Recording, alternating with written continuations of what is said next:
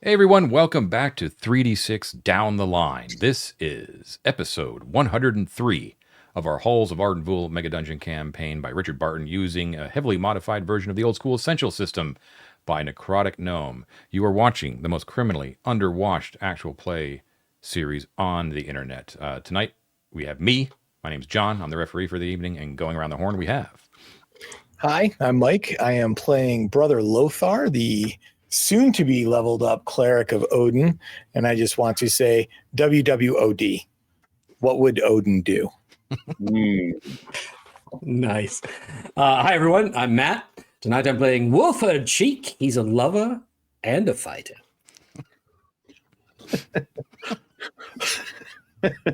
Whoa, that's very disturbing. Hi, everybody. I'm Ted, and I will be reprising my role as Mortis J. Gobliano, putting the criminal in criminally underwatched. Nice. Always impressed by what you guys have prepared for your character intros. Okay. I'm impressed you think we prepare this. Yeah. Sometimes I do. If you're doing it off the cuff, that's really impressive. All right, so let's get back into it. We are without David tonight. He is dead to us.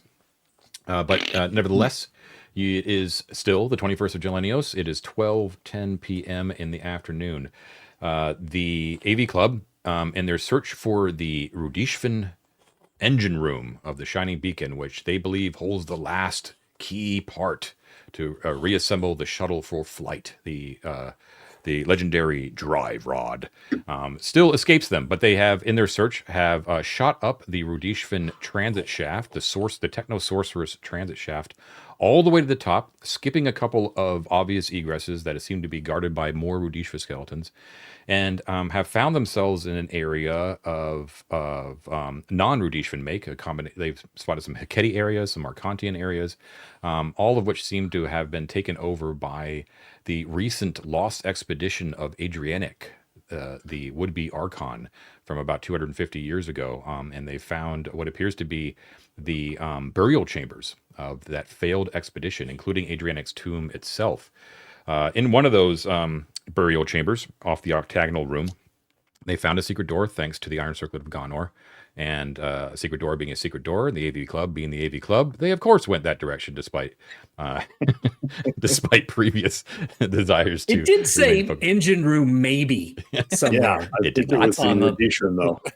Going down a small secret tunnel to the north, they opened up into another room that appeared to be had Arkantian stone right in front of them, and a porphyry sarcophagus right ahead of them. But beyond that was that led up a broad series of steps to a natural cavern. And that is where we sort of left it, because there appeared to be some danger, some definitely warning signs of danger as well. First thing is that right before the... so they found the secret door in Sibylir's tomb, passed through the secret passageway, and at the other end of that passageway, there's another secret door that led into the porphyry tomb room. But right in front of that door was a corpse of a female spellcasting adventurer. You picked up a couple of nice treasure items there. One of them was what appeared to be some sort of magical dust, some packets of dust. One was a magical dagger, and one was a very loaded spell book. I was going to ask David if he wanted to transcribe any of those spells, but he's not. Upior's not with us, so you guys should keep that in mind too. Your arcane power is not with you, and almost more importantly, the Iron Circlet of Gonor is not with you. So therefore, secret doors will have to go the old school way of sensing it and knowing it, and looking for it the old school way. So our retainers with us, we have Elizabeth the Druid and Barrios the Beastman. Both Wolford and Lothar have enough XP to level should they find the means to take a rest. So that's where we're at. And I have a question. Yes, go for it. So I was listening to the last episode while I was driving today, and something dawned on me. And so therefore it also dawns on Mort, who would like to go back and inspect the neck of the corpse for fang marks. Fang marks. We've got a oddly specific, Ted. You said she was unnaturally desiccated, and we've got a sarcophagus with silver on the outside. And I thought, and then there's little holes in the lid, I believe, and that was even more suspicious to me. So I just want to go look for the mark of the beast upon the woman's body. Sure.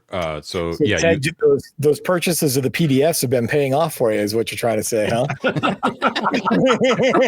Wait a second. I did say criminal, but no, I did not buy any PDFs. Well, I know you didn't, Ted, because there are no marks on the body. So there. Okay. All right. It's just a desiccated corpse. But speaking of the suspicion that a vampire might be in play, related or not, you don't know. But when you take a closer look at the obviously magical dagger that she had on her, that dagger has a very sort of vampiric look to it. It's like wickedly curved. It doesn't really like match like the more what's the word? Just not as sinister of like a vibe that the corpse is giving off. Like she seemed like she would probably a really nice person in real life. You know what I mean? This seems like a mean dagger. But this dagger seems like almost like a ritualistic dagger. It's like wickedly curved and is that one of those like zigzaggy blades? Yeah, let's call it that. We'll go with that. But in addition, though, it also has, and you don't think it's from a natural process. The blade's metal itself is colored the color of fresh blood. Okay, good thing you gave that to Elizabeth. Yep, that was. Was the body holding that when she died? It was like in a sheath, okay, on her body. Yeah. Okay. Everyone say hi to Elvis before he goes back down on the ground. Hi, Elvis. Hi, Elvis. Elvis has a little bit of a cold, unfortunately. Oh, he's not feeling too good. Got a lot of snot coming out of that nose. Oh. Poor little guy. Buddy. He needs a cleric of Odin. Yeah. The cleric of Odin's name is my veterinarian tomorrow morning. Okay. All right. So, guys, here's what I was thinking. I think we should stay on task. I think we should go back and look for engine room. There's one thing that I think we could do very quickly and pretty easily. I want Lisbeth to change into a bat. So she has a fly piece, so she's flying around real fast. Getting creepy. And she could just zoop around to the back of that room, see what's up that poop chute that's at the back of the room. Right. You really hate Lisbeth, man. Some goblin she's jump on top of a bat. That's the end of her. No, she's agile. She'll look up and she'll be able to dodge. And just to get a sense, because we're up pretty high at this point, and I think it'd be really cool if we're able to make a quick connection in the map just for our own, right? Just for our own heads. We have a sense of where we are and how things connect. Because I think we're pretty high up, and I think it'd be pretty easy for her to just like zoop in and zoop back out. Okay. I like that. I would also wonder if at this distance, John, with Matt's helmet of comprehension thing, can he read the runes on the sarcophagus? He cannot. You're gonna have to get a little bit closer. If you do have Elizabeth turn into a bat or a flying creature, that'll give me an excuse to give you more detail about the room, though. Yeah. Why don't we do that? Well, John, let me ask this: if she were to put on that helmet and then turn into the bat, like all of her gear gets subsumed into her, would she still retain the abilities of it? Indeed, yep. Oh, Matt, you're on to something here. Right. Remote control language translator. There you go. Okay, so it works with the vampire theme. She's got the little vampire knife now. So, Wolford will give her the hat to put on. Mm-hmm. And she'll change into a bat, and she'll like circle around the edges of the room, like she want to stay, close enough to read what's on the coffin, but not so close to interact with it. And take a look. So it's a little bit too close for comfort as you see Elizabeth turn into a vampire bat and wing off. Is Elizabeth hurt at all? No, she's not missing any hit points. Okay, she would heal if she was hurt, but she's not. Okay, so you turn into a bat, or Elizabeth turns into a bat, and you go winging off into the darkness. Now, if you guys remember, the secret door basically egresses here, where you came from in the far southeastern corner along the south wall.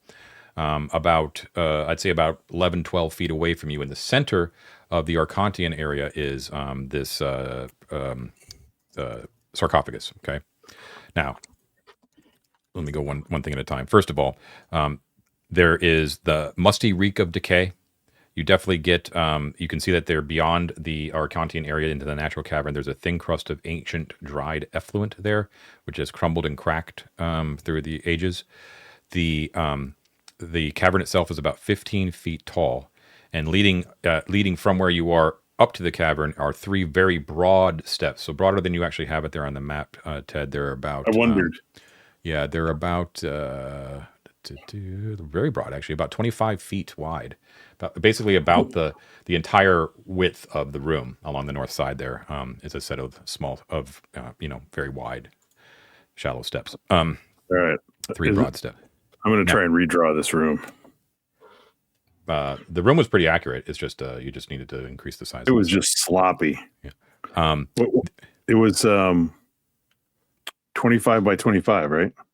Yes, correct. Yeah. Okay. And then at that north wall of the 25, there's like 3 broad steps. Yeah. The full width of the room, it looks like. Yeah, exactly. And then there is a, and now you can kind of get the detail because Elizabeth is sort of flitting around. There is a roughly circular natural cavern here that sort of starts right there at the top of those steps. And it's about 40 feet east to west by about 30 feet north to south. And of course, it's rough. And your points of egress there, Ted, are correct. You just need to shove them up a little bit, but yeah. Yep. Okay. Now, details.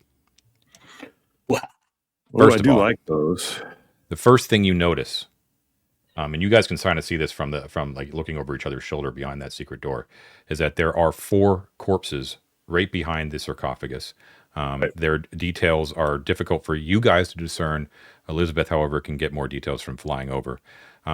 They are lying on the slate just beyond the steps, just in front of the steps, in between the steps and the sarcophagus. You can immediately tell that one of them is ancient and the other 3 are more modern. Okay, but all of them have been scorched by intense heat. Okay, That's not good. No. The ancient one wears barely recognizable robes of a priest of Set, not Thoth. Ha! Remember that the 2 bodies, the two nasty whites, the three like undead things, right? Yeah. Were Thoth, right? Or Thoth Orange, yeah. However, the other 2 corpses appear to be much more modern in dress. One is wearing 2 or 3? There's 3 total. Oh no, I'm sorry. There's 4 total. 1 ancient, 3 modern, basically. 3 modern. Okay. Yeah. The other ones look more like fighting types, but they're more modern. So one's like wearing chainmail, one has a shield, one has a sword, that sort of thing. The priest of Set, the ancient one, appears to like in a like next to an outstretched hand that's been scorched very badly. There is a waz stick. Have you been through what a waz stick is? Mm-hmm. Yeah. Okay. Now the tomb that is in front of them is made out of porphyry, so it's sort of like a purplish black stone. And as Ted remembered, it's incised on all sides with mythic writing that has been filled with silver. So in your torch, lantern light, I can't remember which one, your continual light, I suppose, it does reflect brightly in the light. Okay, and yes, there are 2 half-inch diameter holes that have been drilled in the lid, and there is writing on top as well.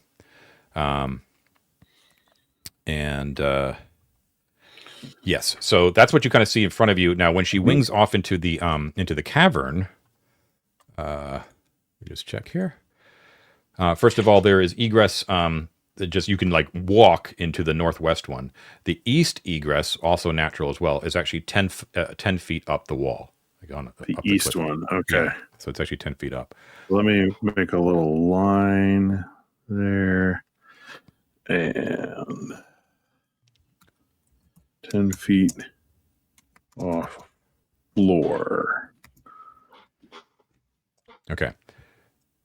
Elizabeth is able to report to you as she sort of flits around out there in the sort of the darkness of the cavern, because I guess your continual light probably doesn't reach that far, right?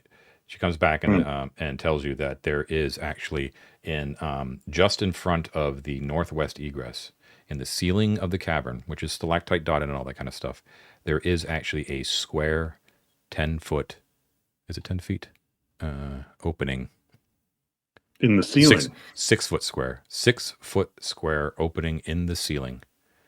And she reports that when she looked up there, she didn't fly up there, but when she looked up, she could see that there were iron rungs leading up one side of that hole. That's the poop chute, Ted. That's the So you poop could chute. climb up. Now, Does seem that way. the finished walls closer to where you are here all feature brightly colored mosaics on all the walls. On the western wall, it shows ancient Archontians that are directing workers who are obviously erecting the Pyramid of Thoth. On the eastern wall is what looks to be an Archontian Archon, like an Archontian of power, that is riding a dragon over what is obviously a finished city of Arden Vul, like a newly finished city. And the third one on the south wall, which is where you're coming in from, are Archontians inspecting cave mouths from which are protruding fierce dragon heads. Right. Okay. Now, can Elizabeth read Mithric? With that helmet put on. the hat on her, so she She's can got the now. hat. Yeah. Okay, so you tell her to look at the coffin, I assume, the sarcophagus. Oh, yeah. Mhm. Okay. Yeah, all the writing that she can see. All right. On the top, on the lid of the sarcophagus, it says in silver Mithric, it says, Julian Grex, Grex, Archon, he who first located the obsidian doors, plumbed the secrets of the great travelers, those two words are capitalized, and revealed the properties of Arcanum. Okay.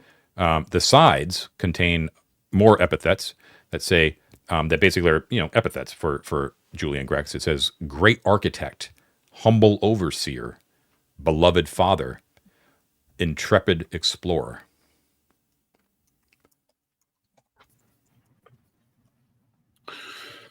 The great travelers, obviously the Radishmans. Secret of Arcanum. And the last thing that she can report is that in the cavern, she reports that they're in a couple of spots on the ceiling of the cavern where it's otherwise dry. Like it looks like if it was a privy, it hasn't been used in a long time. Like I said, like the effluent on the ground is actually like dried and cracked. That there are a couple spots on the ceiling where there is some sort of thick, moist goo that is sort of clinging to the ceiling in different spots. Nasty. Yeah, that's a danger sign. Mold or Sean, are there pudding. I'm sorry. She would stay clear of that when she's flying around. But the scorched guys, in addition to seeing them, are they burned on one side or the other? Or are there any scorch marks on the ground or on the wall anywhere to give any indication of where the flame that burned them might have come from? Very good question. The corpses themselves are heavily burned and scorched, but and they're, some of them are like lying on their side, some on their front, some on their back, but the scorch marks are all like on top of whatever position they're in, right? Like on the ground underneath them, it's like where their bodies are touching the ground, it's not as burned completely. And then there is a broad area of what is slightly darkened stone around where they lie and around like the sarcophagus. Okay, can she like fly up by the ceiling? Because as a bat, she'd have echolocation. Can she tell if there are any like holes in the ceiling where like flame jets could shoot out of or anything like that? That is exactly what she ends up seeing. Expertly hidden in the ceiling, there are a number of intricate, like, feats of engineering, like the spouts that are sort of recessed into the stone. And they're placed about every 5 feet across the entire ceiling of the worked area of these rooms. Oh, so it's not just where those guys are, but it's that whole room. It's that whole room, basically, yeah. Okay, so flying was probably a good choice. Floor activated or touching the sarcophagus activated. Question is, how can we find the way to turn it off? Well, we don't need to go here, right? I mean, the idea was to kind of look and see where things connect. Yeah, it's So true. I don't think we have to go this way, right? We haven't found a connection. Well, true, but I think finding the connection will not advance the plot of the drive rod, probably. So right, like it doesn't seem. This doesn't seem like the way towards that. I am just going to say, when you're standing in front of a sarcophagus lined with silver, and there's probably some pretty good stuff inside, it feels bad to turn around and not loot that body. I'm just going to say, what if there's an item in there that is so awesome that it helps us get the drive shaft? Just saying. Could be. What if there's goblin-sized magical armor inside there? Goblin-sized armor? I'm in. Let's do it. Okay. We're going to need a grappling hook. Wait. Don't need to tell me twice. Well, why don't okay, here's an easy one, right? Here's an easy one. Yeah. We can grappling hook those bodies and drag them over to us. Yeah. I love that idea. Right. Let's do that. Like make sure we're out of the room. Are they too much behind the sarcophagus, John? I would say that. Yeah, I would say that two can be pulled, but there's two behind that you would need some other means. Yeah. And I would roll randomly to see like which two are available. All right. Yeah, let's grab two of them. It's a place to start. Okay. It'll also let us know how, if there are any like pressure plates on the floor, we can watch to see if they depress when the guys go over. Okay, so wires and things body like that. 1 and body 4 can be taken. I'm going to say that well, it doesn't matter what number the bodies are, really are. So I'm going to say 1 is the ancient set priest, and 2, 3, 4 are the more modern people. You got the priest. Okay. So all right. So okay. First of all, Elizabeth's scouting takes a turn, and then pulling the bodies is going to take another turn. Yeah. Okay. So you've got and don't mind me here. Nothing at all to worry. Everything's fine. Okay. All right. So the more modern person is a male. It looks to be a Arcantian soldier of some type, or an Arcantian adventurer, more likely, maybe an ex-soldier. He has a shield that is still strapped to his arm. It's just a shield, but shields are pretty awesome in our house rules. So, and he also has what appears to be just a very well-made spatha. Modern. So no magical goblin armor like Mike promised? Unfortunately not. No, that's in the sarcophagus, Ted. That's in the sarcophagus. Promises were made, is all I'm saying. So the priest of Set is much more ancient. So he is still wearing his vestments, although they are very much, very, very fragile. You could probably, with care, you could probably don them and pass, but it would be very recognizable that they are not they're not the kind of robes that the modern priests wear. You've seen a number of Set priests, and they don't, it still has like that red tint to it, but the fashion is like way out of style, right? However, there is this waz stick, and the waz stick is pretty cool. For a fact, just from rumor and stuff, that the waz sticks that the anointed priests of Set, both modern and ancient, were always magical. They were always imbued with power. Let's see. Any words or anything written on it, John? Yeah. I'm checking now. No words. This one appears to be made out of maple wood, and of all the stuff that's sort of lying here amidst the corpses, like this is the one piece that's like in perfect condition. So again, it's like a little rod of authority, but the top of the rod looks like a Set animal, so it sort of almost looks like a dog's head, almost like a jackal's head. And the bottom of it is sort of a curved, forked tail. It's supposed to be like a very abstract version of the Set animal. Yeah. Hey, nothing else on him? That appears to be it, yeah. Okay. And you can call that a deacon's waz stick, and waz is like WAS. You got a page John, number? Yes. I was going to same thing. 348 for all that stuff. Okay. So the adventure dude, I kind of feel like this is important, guys. Like, he's just some dude with a shield and a spatha. He doesn't even have armor. Yeah, he was wearing armor, but it was like it's all been torched, basically. Oh, right. So basically, he's not loaded with interesting stuff, which makes me wonder how far from the entrance we could possibly be for him to have survived to die in here. It's Yeah, true, I don't dude, think we're but that far. Yeah. If he's been down here for a while, a lot of that stuff could decay or have been destroyed by the fire. What's interesting to you is that the manner of death between the ancient priestess set and these modern people, including the magic user back out in the hall, it's forget the magic user, just focus on these 4 corpses. They it's the same manner of death, but it's like centuries of difference between the two. Right. Right. The other thing to keep in mind too is that in typical AV Club fashion, you have arrived through the back door of this area. So everything back. You can kind of surmise that. Assuming these adventurers and the priest back in the day were coming in the normal way, they would have descended from the cavern into this room, and then suffered the trap. That's obviously why. Yeah, like they come down the steps and front. Exactly. They're fried. Now, what's interesting to me is that the sorcerer woman, the caster that we met, she obviously met a very, very different fate. And so I wonder if, she did manage to, interact with whatever is in that coffin, which ain't so good. Guys, I have on one of my scrolls, I have Speak with Dead. Oh, I'm wondering, I gotta look it up real quick and find out how long someone can be dead. So talk amongst yourselves while I look this up real quick. Right. Okay. Well, here's a conversation I'd like to have. John, Lisbeth was looking at that coffin.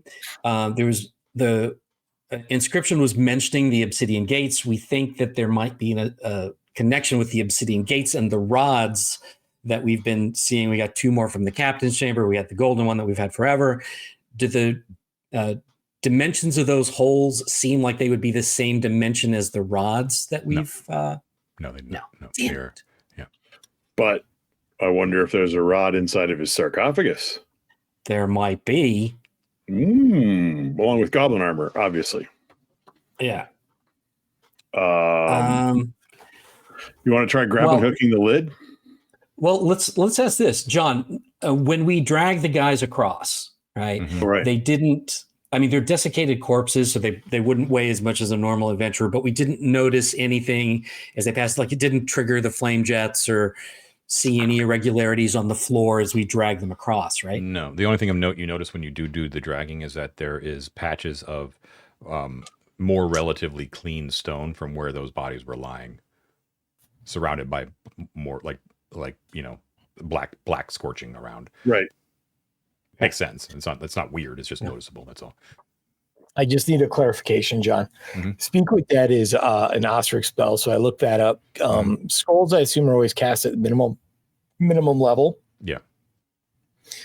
So if that's true, then guys, then it's really only bodies that are like it's a 3rd level spell, so I think you have to be 5th level to cast it, which means really it's only like a week since death.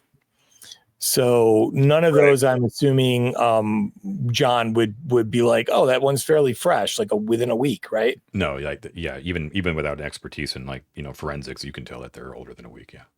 Okay, never mind. Unfortunately. Okay, that's too bad. Okay. No, right. Dude. I mean, even if it was like 7th or 8th level, it's only a month. Like you got to be like really high level to be like dropping like century old like Speak with Deads. It's more like it's like the answer, like shoot first, ask questions later spells. What it is.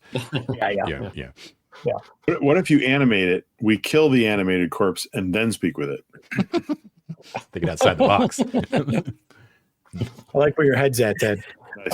What if we kill Lothar and then just use the spell on him? Wow. Oh. What would you the irony? We can't cast it now. It was Lothar's. So close. I'm willing to just talk to you. You don't have to kill me at all. Like I just. Okay. Well, I just wanted to use the scroll. Okay. We have to stay true to our Indian, Mike. Is there some fairly like any chunky rubble anywhere near us, like large, heavy things like rocks or anything like that? Not where you are currently standing. There's plenty in the cavern. Yeah. Tempting. Effluent. Well, if we get down close, like lie on our bellies with the open door there, and look at the floor, can we see if there are any tiles? What the seams in between the floor stones look like? If there's any like indication that they could move at all? It doesn't appear to be. It looks pretty level. The only way to be sure would be to pour some liquid or something like that, but everything looks to be in pretty good shape. Okay. What if I take my sling and one of my sling stones and just rocket it at the floor near one of those corpses? You want to do that?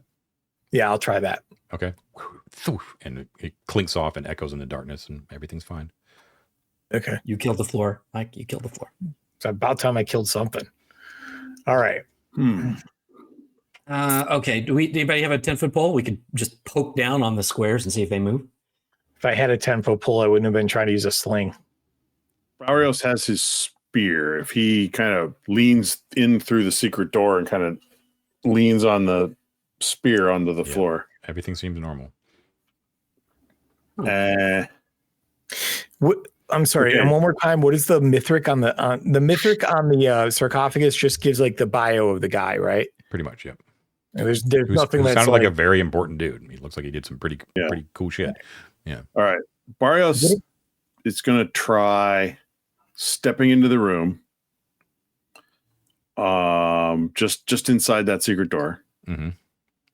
Everything's fine. And then he's going to like scooting along the wall, real close, hugging the wall. He wants to move on the eastern wall, moving north. But he's trying to see, like Matt was talking about, anything in the floor that's the tile looks different, or the gap is slightly wider, or is not quite set the same depth to something else. Yeah, everything seems normal, like of a piece. He gets all the way to the steps. You get all the way to the steps. Yeah, nothing happens. Oh. Okay. You're like right near like the two bodies you didn't get. Yeah. So he'll get up on the steps and hook one of the bodies toward him with his spear, and try and drag it away from where it was burnt towards him without going back down to where it was sitting. So up the steps, yeah. Up the steps. Okay. And loot the body. Okay. There's not much to take here. This guy, the only thing of like any decent value is that he's got a suit of chainmail that's a little bit scorched, but is definitely still usable. I don't think Barrios needs any such thing. He's got magic chainmail. All right, he will unceremoniously throw the corpse into the effluent and grab the other one. Okay. Oh, and to be clear too, the effluent is like dry. Like you can. No, I know. Yeah, okay. I know. Yeah. But he wants to be able to see the floor under the bodies more clearly. You get the other one. I'm going to say that this, after doing all this, takes one more turn. This one doesn't have anything of value on it. Okay. Guys, should we? I'm sorry. Go ahead. Well, then he's going to like lie down on the steps, so he can get really close to the floor. Yeah. And with his spear, kind of fan it out, and try and find anything that's like a pressure or a wire or anything like that. Up in the cavern or back towards the... He's lying on the steps, and he's trying to get where the bodies had been laying, actually where they were. Yeah, gotcha. Yeah. Okay. Yeah. So you do a sweep with the spear, doesn't catch anything. Everything seems everything's normal, except for obviously they met a horrible death right here. Yeah. Yeah. Okay, here I have an idea. Right? Yeah. What if we, and I think Mike, you might have mentioned this already. What if we use the grappling hook? We can actually toss it to Barrios across the room. He can kind of align it. He can make sure he's out of the way, and then we can try to use the grappling hook to pull the lid off the. Is the lid grabbable, John? I mean, it's a lid. I mean, you can try. I mean, it seems like super smooth, no seam kind of lid, right? There's but it is firmly. It looks.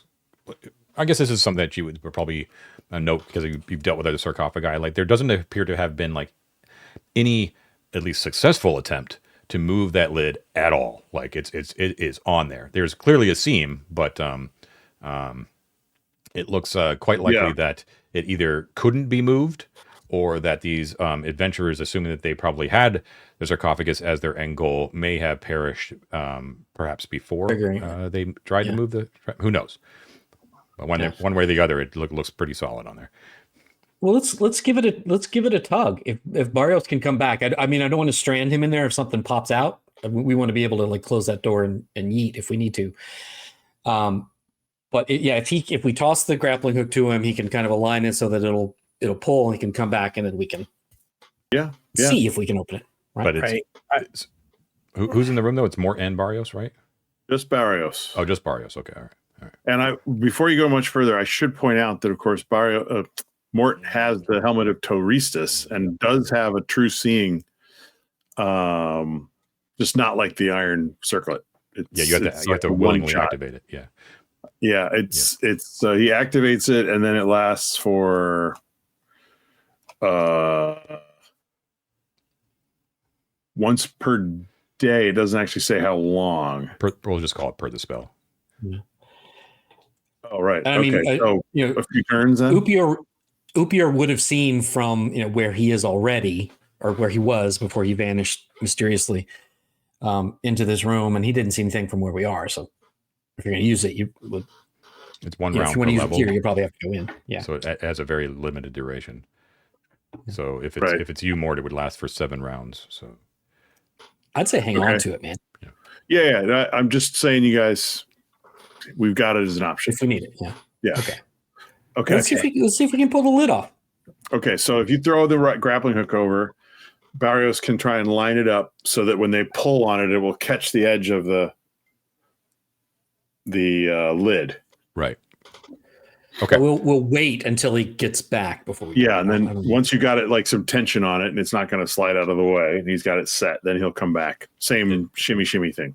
And where's Barrios standing? Doing that? Yeah. He's on the stairs. They throw the grappling hook to him, and he can like lay it down on the floor, properly oriented, so that when they pull slowly on the rope, it'll just slide up into the. Gotcha. Okay. All right. So he tosses the thing and he stays up on the thing, and you guys guide it so it's in position, and he slowly starts to pull it back. It clinks onto the stone, and you guys sort of guide him so that it gets all underneath the seam. The moment that he applies any sort of force to sort of leverage the lid up from where he is, okay, a couple things happen. So basically, the moment the sarcophagus is fucked with, the jets of fire like come down like out of the nozzles, just like a massive amount of fire, and encompasses that entire room. Thankfully, you said that Barrios was up on the steps. The moment that the jets basically, so it scours the room with fire from down on top. The rope immediately snaps. Barrios, because of the momentum, just goes flying backwards into the cavern a couple feet down his ground. And also the heat wave also would sort of, he kind of puts up his like you as well all stumble back into the secret passage because of the intense amount of heat. And then as your eyes sort of adjust to the blinding light, which quickly after I'd say about 3 seconds of just solid flame, retreats back up into the nozzles, you see 2 wisps of black smoke arise out of either hole in the coffin, in the sarcophagus, that sort of come out, and they form into a nebulous black humanoid shape that is floating in the air with bright white eyes where the head would be. So, John, I don't know if you heard me earlier, but I said I had my holy symbol out and I was ready to turn whatever happened. Is that right? You guys heard that, right? I believe that I did, yes. In a matter of seconds, the smoke sort of coalesces into this form. There's no feet at all. It's just sort of like this, this wraith-like figure. You can't really distinguish any features except for the eyes. But the 2 tendrils kind of come out like pseudopods and form into like clawed hands. And those clawed hands sort of reach out and gesture both forwards and backwards from it, as it sort of is like just right above the sarcophagus, and gestures in like a raising motion towards the corpses. And it's all silent, but everything got suddenly very, very cold in the room. you can feel that your souls hang in the balance here. So let's just shut that door and walk away. Barrios, however, is on the other side. Well, I mean, I need backing up just a little bit. I did say, and I don't know, Ted, if he actually did this, but he was going to line up the rope and then come back before we pulled on it. I said that once it was set, but before you pulled, which meant that you had to put a little tension on it just to get it set. John said as soon as there was tension put on the lid. No, this is legit. John did not mishear anybody. Basically, the moment that sarcophagus is touched, it triggers this. So is this initiative, John? No, declarations first. I am going to attempt to use the power of Odin to drive forth the unholy. Okay. Any other spell casting? Elizabeth cannot cast spells in this form. Oh, that's right. She's still bad. So she's ready to leave, though. Yeah, she can get out of here. If you want to morph back, you should tell me now if you want to do that. I'll let her be anywhere you want, since she's very fast moving. So if you want her, back, I mean, she's back in the hallway, out of the way. Yeah, no, she'll stay back. It's fine. Okay, so turn on dead is what I'm hearing. Let's roll for initiative, please. Who's got it? I got a 6. I got a 2. Suck it. Okay. All right. So it continues its motions and it sort of gestures to these corpses. All 4 of the corpses, there are 2 right by Barrios, and there are 2 right back with you, sort of lumber up, and look like they have been recently animated, and they focus their hungry eyes on you and reach out with these skeletal, scorched hands. Yes, and then those will actually attack. Yeah, man. Let me just check. All right. Okay, got it. Okay, so we've got 2 by the entranceway. They are. I'm going to say that they are basically blocking the secret door entrance. Like they're on the sarcophagus side of the secret door. You guys are on the other side. Okay. So be honest, who was probably in the doorway? There'd probably be 2 people in the doorway. I think Mort and Wolford would make the most sense, because you can turn from behind us. That's true. I would certainly think Wolford would be right up there, because he was talking to Elizabeth and stuff and the grappling hook. But if 2 people can be there, then then Mort's next to him. Yeah. Okay, so Mort and Wolford. Okay, so 1 on each of you. Let's see. AC Mort. He does. Yes. It's 20. 20. Okay. Oh, you know what? Screw that. Actually, they are a zombie, so they're actually going to attack last in the round no matter what. Which is good for you. Okay, so the specter thing, its action was to raise these zombies, and the zombies sort of lumber forward slowly. You guys are, despite your surprise, are able to kind of jump on them if you need to. All right. Mort will definitely seek to eliminate 1 zombie, although I believe spellcasting happens before melee, so Mike should go first. It goes whenever you want. We're not doing phases. So it's up to you guys. That's right. Do it, Mike. I would say Ted actually whack those zombies so that we can get rid of so your turn can go on him. I got it. Yeah, let's do it. All right. Does a zombie suffer a hit if you hit it with a 16? Yeah, it has AC 11. Okay. And does it remain alive if you do 12 points of damage to it? It does not. So you just completely waste 1 of them. We'll call that the priest. Great. I'll just go Barrios as well, because he's got 1 on him. Okay. And Barrios is a D10 damage. Oh, Barrios whiffs it, man. He rolls a 1 on both damage and 2 hit. Yeah. He couldn't struggle off his feet from the initial surprise of being rocketed back. Yeah. He's got some come on, cool in his eyes. All right, the other one that's still alive by us at the door. That is 19 to hit. So, 22 points of damage. Good Lord. With the black iron spear. Yeah, you just... he rolls 2 D10 plus 2, baby. You just like... max damage. Ram it through its chest, bodily pick it up, and impale it on the wall next to you. and just like let go of the spear, and it's just like. And no other ones are near us, right? They're all That's the correct. other two They're both are by over Barrios. That's okay. right. Yeah. Yeah. Okay. Elizabeth going to do anything before Lothar does anything, or is she just going to stay back? She should get out the bones. Yeah, she'll turn. She'll start turning back into a human so she can do stuff next turn. That's basically instantaneous. I'm not going to call it like an action. So if you wanted to have her turn back and then she'll turn back and take out the bones. Look at the bones. Okay. All right. Ready for the power of Odin? I am ready. Odin. I got a 10 on the 2d6. The first 2d6. Nice. Okay. That's not bad. Nice. Not bad. And I got an 8 on the second 2d6. Okay. 1 second. All right. If it runs away, it runs right towards Barrios, though. Oh, well. Or it goes back into its crypt. Oh, yeah, maybe so. I figured the holes were from one of the adventurers. Yeah, he's snoring. Apologies, everybody, if you can hear that. Oh. Yeah, he's backed up with his nose, so it's okay. Those are the wails of the undead. So 10 was the initial one you said? Yes, 10 and then 8. Okay. And I am currently 6th level. Okay. All right. So so you hold forth you hold forth your holy symbol.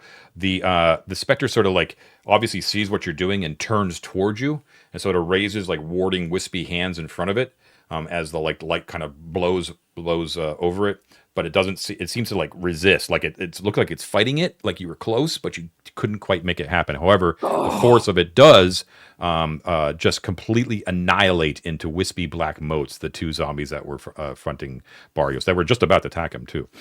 So you basically blow them to smithereens, like they're way gone. So you handle the zombies really nicely, but the specter appears to be unnaturally tough. So I'd like to say, guys, that if I had had time to rest, I probably would have turned that one too. Yeah. Okay. If it's a damn shame, you really shouldn't have made that decision to not have a rest, Mike. That was Mike. Why did you push? Why did you push to keep going? That's the bottom of the round. There is no one in melee, so I just need declarations of spells if desired. And I cannot turn again, correct, John? That's correct. Not this encounter. Okay. Then I am going to cast. Now, if a scroll is written as raised dead, under the OSE thing, like if you cast that on an undead, I think it does bad things to it. I believe you're right, and that would count. What levels? That's obviously the highest level. I'm looking it up right now. I think it's like it's 5th. It's the highest one. Yeah. A single undead is destroyed if it fails a saving throw versus spells. Yep. So I'm going to bust out that scroll of raised dead. Hell yeah. I'm so glad to see fucking consumables used for once. Amazing. I've been trying to use scrolls all night. Everyone's like, no, that won't work. And I'm like, all right, come on. I just mean in general, like a number of scrolls that have been used is very minimal. Yeah. So you're going to be casting a spell. That's it. So let's roll for initiative, please.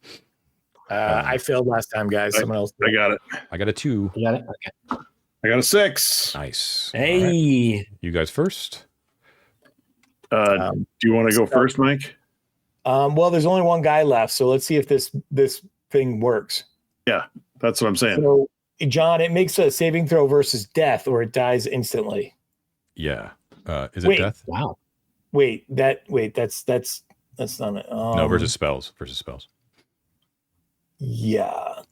Oh, destroy undead. Yeah, save versus spells. Okay. So the number we're looking for here is it needs a 14 or higher to succeed. So we want a 13 or lower. I do not want it to get that. Okay. All right. So you unfurl the scroll.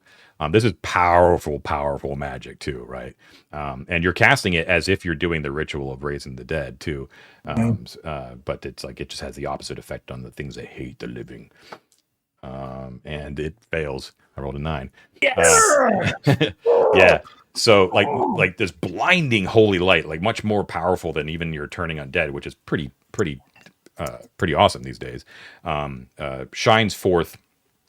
And similar to like what happened to the zombies with your turn undead, it just blows that specter out of it. So what happens is like the light sort of illuminates the black smoke, and it shows that this smoke was sort of covering what appeared to be some sort of incorporeal skeleton of some sort. Like you can see like its skeletal form.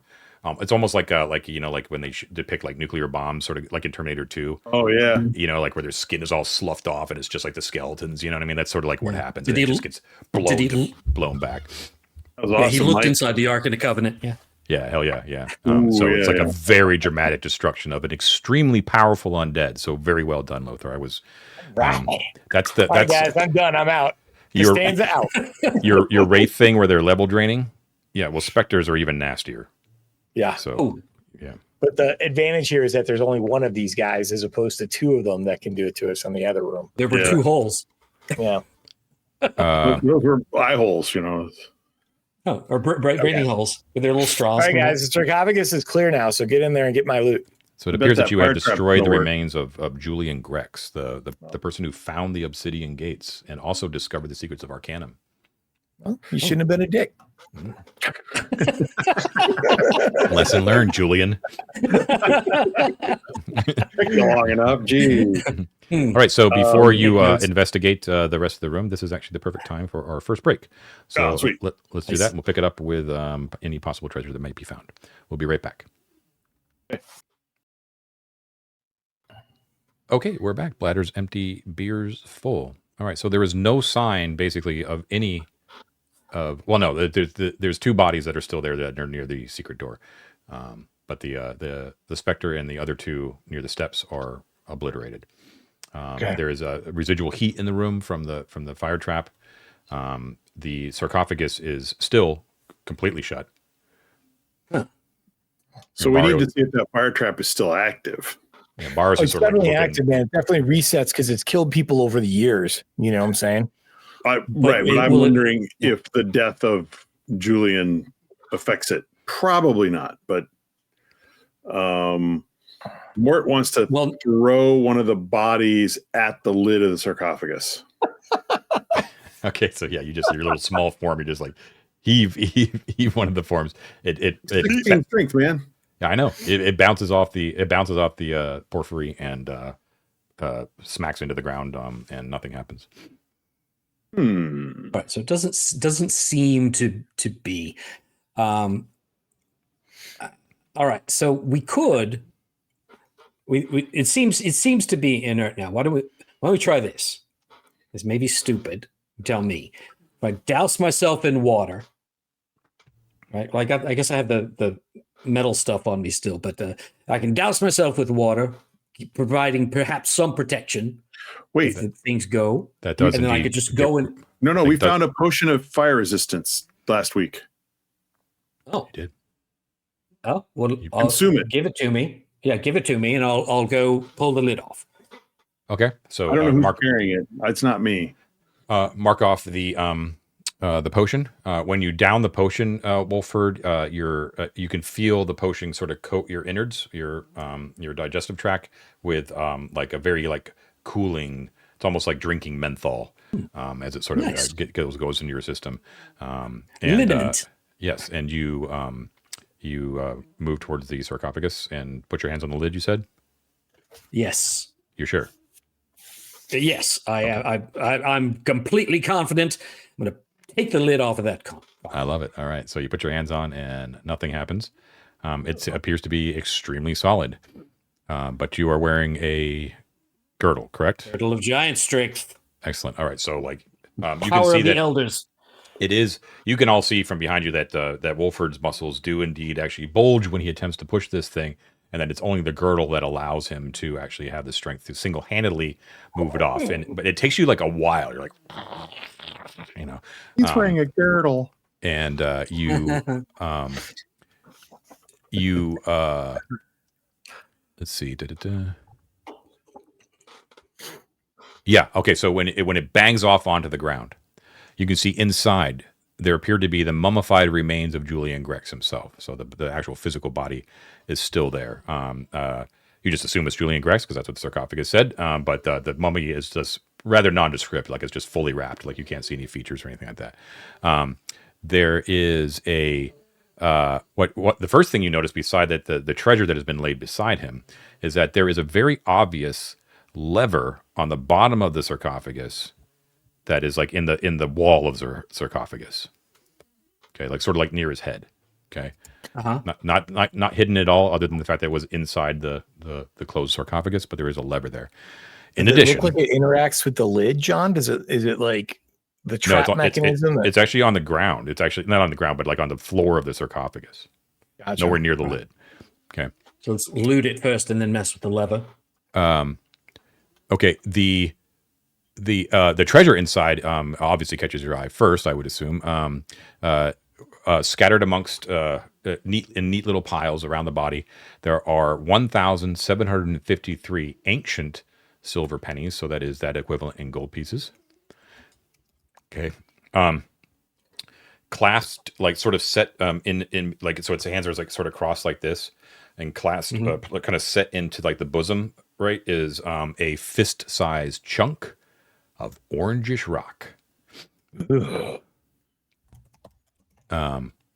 Obviously, Sweet. Arcanum, you know it when you see it. This is the fist-sized kind. This is the kind of one that doesn't have any negative side effects for spellcasters. It's just all good, and it's very powerful. So just be aware.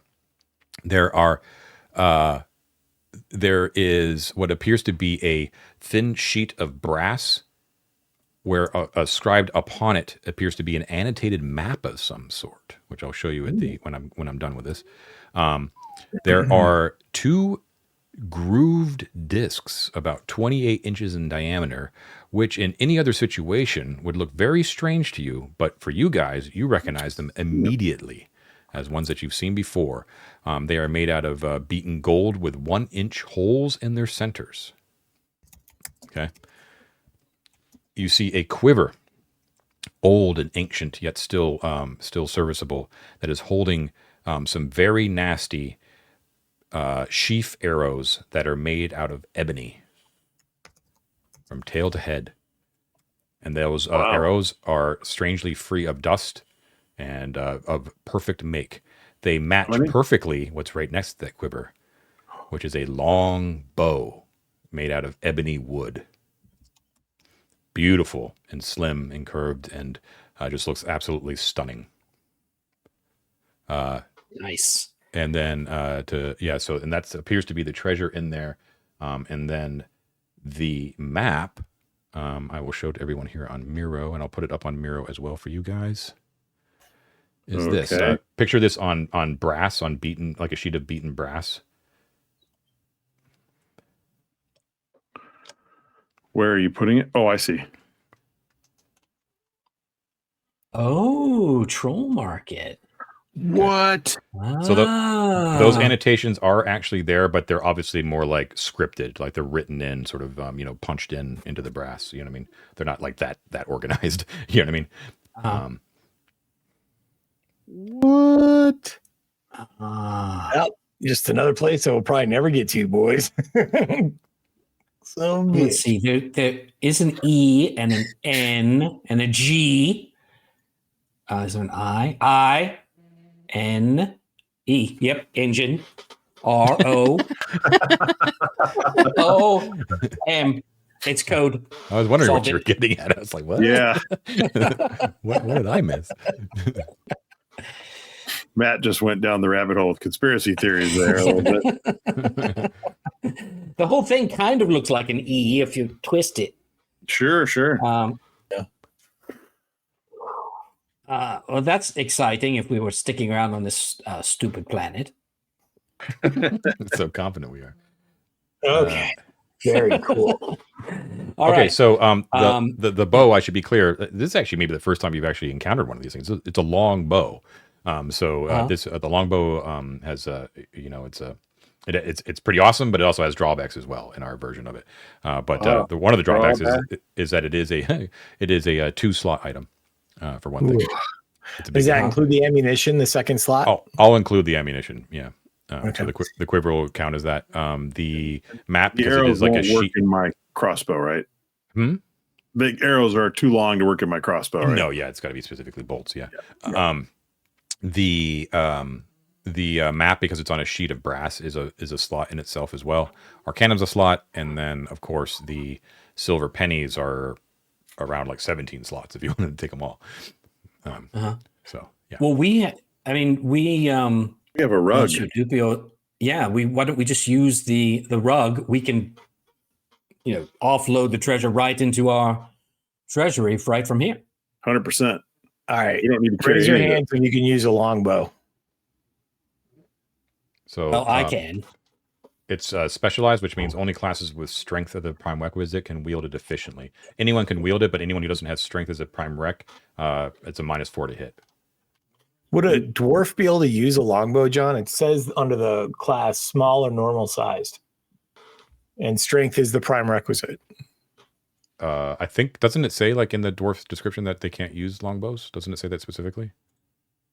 I don't know. I think it says Mike specifically can't use. Oh, Yeah, yeah. They cannot use longbows with two-handed swords. Yeah. There you go. Well, they're huge. I mean, longbows are gigantic. I mean, I know that. I get it. But, it's like, man, as much as I love this adventure, they hate short people. Never find any goblin-sized armor. Never find any dwarven-sized armor. All the magical items are two-handed swords. It's a human-dominated world, man. You got to make your own. You got to make your own luck in this world if you're short people. I was promised goblin armor in this sarcophagus. I'm sorry. It is with the one eye over there. I must have longbows are also PDF. deadly. To be clear, that's the really cool thing. And of course, their biggest feature is that they have a massive range. So yeah, right. Okay, well, it'd be great for shooting dragons. Let's save it for re-equip later if we decide to do something that needs ranged weapons. But yeah, let's take all this stuff back and then come right back here, roll up the rug, and pull the lever. Well, Wolford doesn't really have a ranged option, and he can definitely use it. Do you have the slots under your equipped items for 2 slots? Of course I do. I'm still at 9. I'm at 90 anyway, just for my armor and stuff. So yeah, I can do that. No problem. Okay. So you're gonna take the bow? If your armor is 2 and your bow is 2, what is your other weapon, and are you using a shield? You can pack it. You can put it across his shoulders if you wanted to. Yeah. I know how the sheet works, Mike. I can see it right here. Right, you say you know how it works, and I can see it right here. I can't have my shield equipped and equip the bow, but if there's a circumstance where we need some ranged support, now I have an option where before all I have to do is throw away my black iron spear, and I don't want to do all righty. Okay. Okay. So when you take the spear in hand, Wolford, you can obviously I'm sorry, the bow. I'm sorry. When you take the bow in hand, you can obviously feel that it is magical, and that you get a sense too when you sort of heft it in your hand that this bow has a special purpose that would heighten your ability to actually to get the drop on animals that you would be hunting, and that it would be especially loosing any arrow from the bow would be especially effective against animals of any nature. Okay. Yeah. I'll give you that much. All right. Right on. Okay. It's like dragons. And what was it going to? Okay, so you are going to take the stuff back to the pyramid stash. Is that correct? Yeah. And dump it off. Yeah. I mean, just one person just has to kind of pile it on the rug, go through, shove it off, and go back. So the combat took a turn, and I'm going to say treasure collection also take a turn, and no big whoop. Don't pay attention at all. Okay. Everything's fine. What do you do? Lever. Okay. Do we want to try that lever? Mort's like trying to reach it. He's like, I want to pull it. Do I still feel tingly? Do I still feel tingly, John, from my potion? Yeah, you do. Actually, yeah, we should all clear out of the room and have you pull it. Yeah, I'll do it. I'll when everybody's clear, I will use my spear to pull the lever pull or push the lever from a distance, so I'm not right in the. Okay, yeah. So you use your spear, and it catches the lever, and you raise it up, and you hear a big chunk. And as you do so, you see that the secret door that you came in, shink, closes. Oh, that's hilarious. Can I manipulate it the other way? Yes, and it opens back up again. Oh, okay. All right. You had me nervous there for a second. Yep, you're good. So Wolfen screams out, "Oh like, no, we're stuck here forever." well, we were all in that secret door. Oh. You guys We are all cleared screwed. out. All right, so no goblin armor. Okay, that's fine. Well, guys, there's some very interesting tunnels and a shaft that goes up that are very interesting, and then there's going back and trying the next door in the octagon.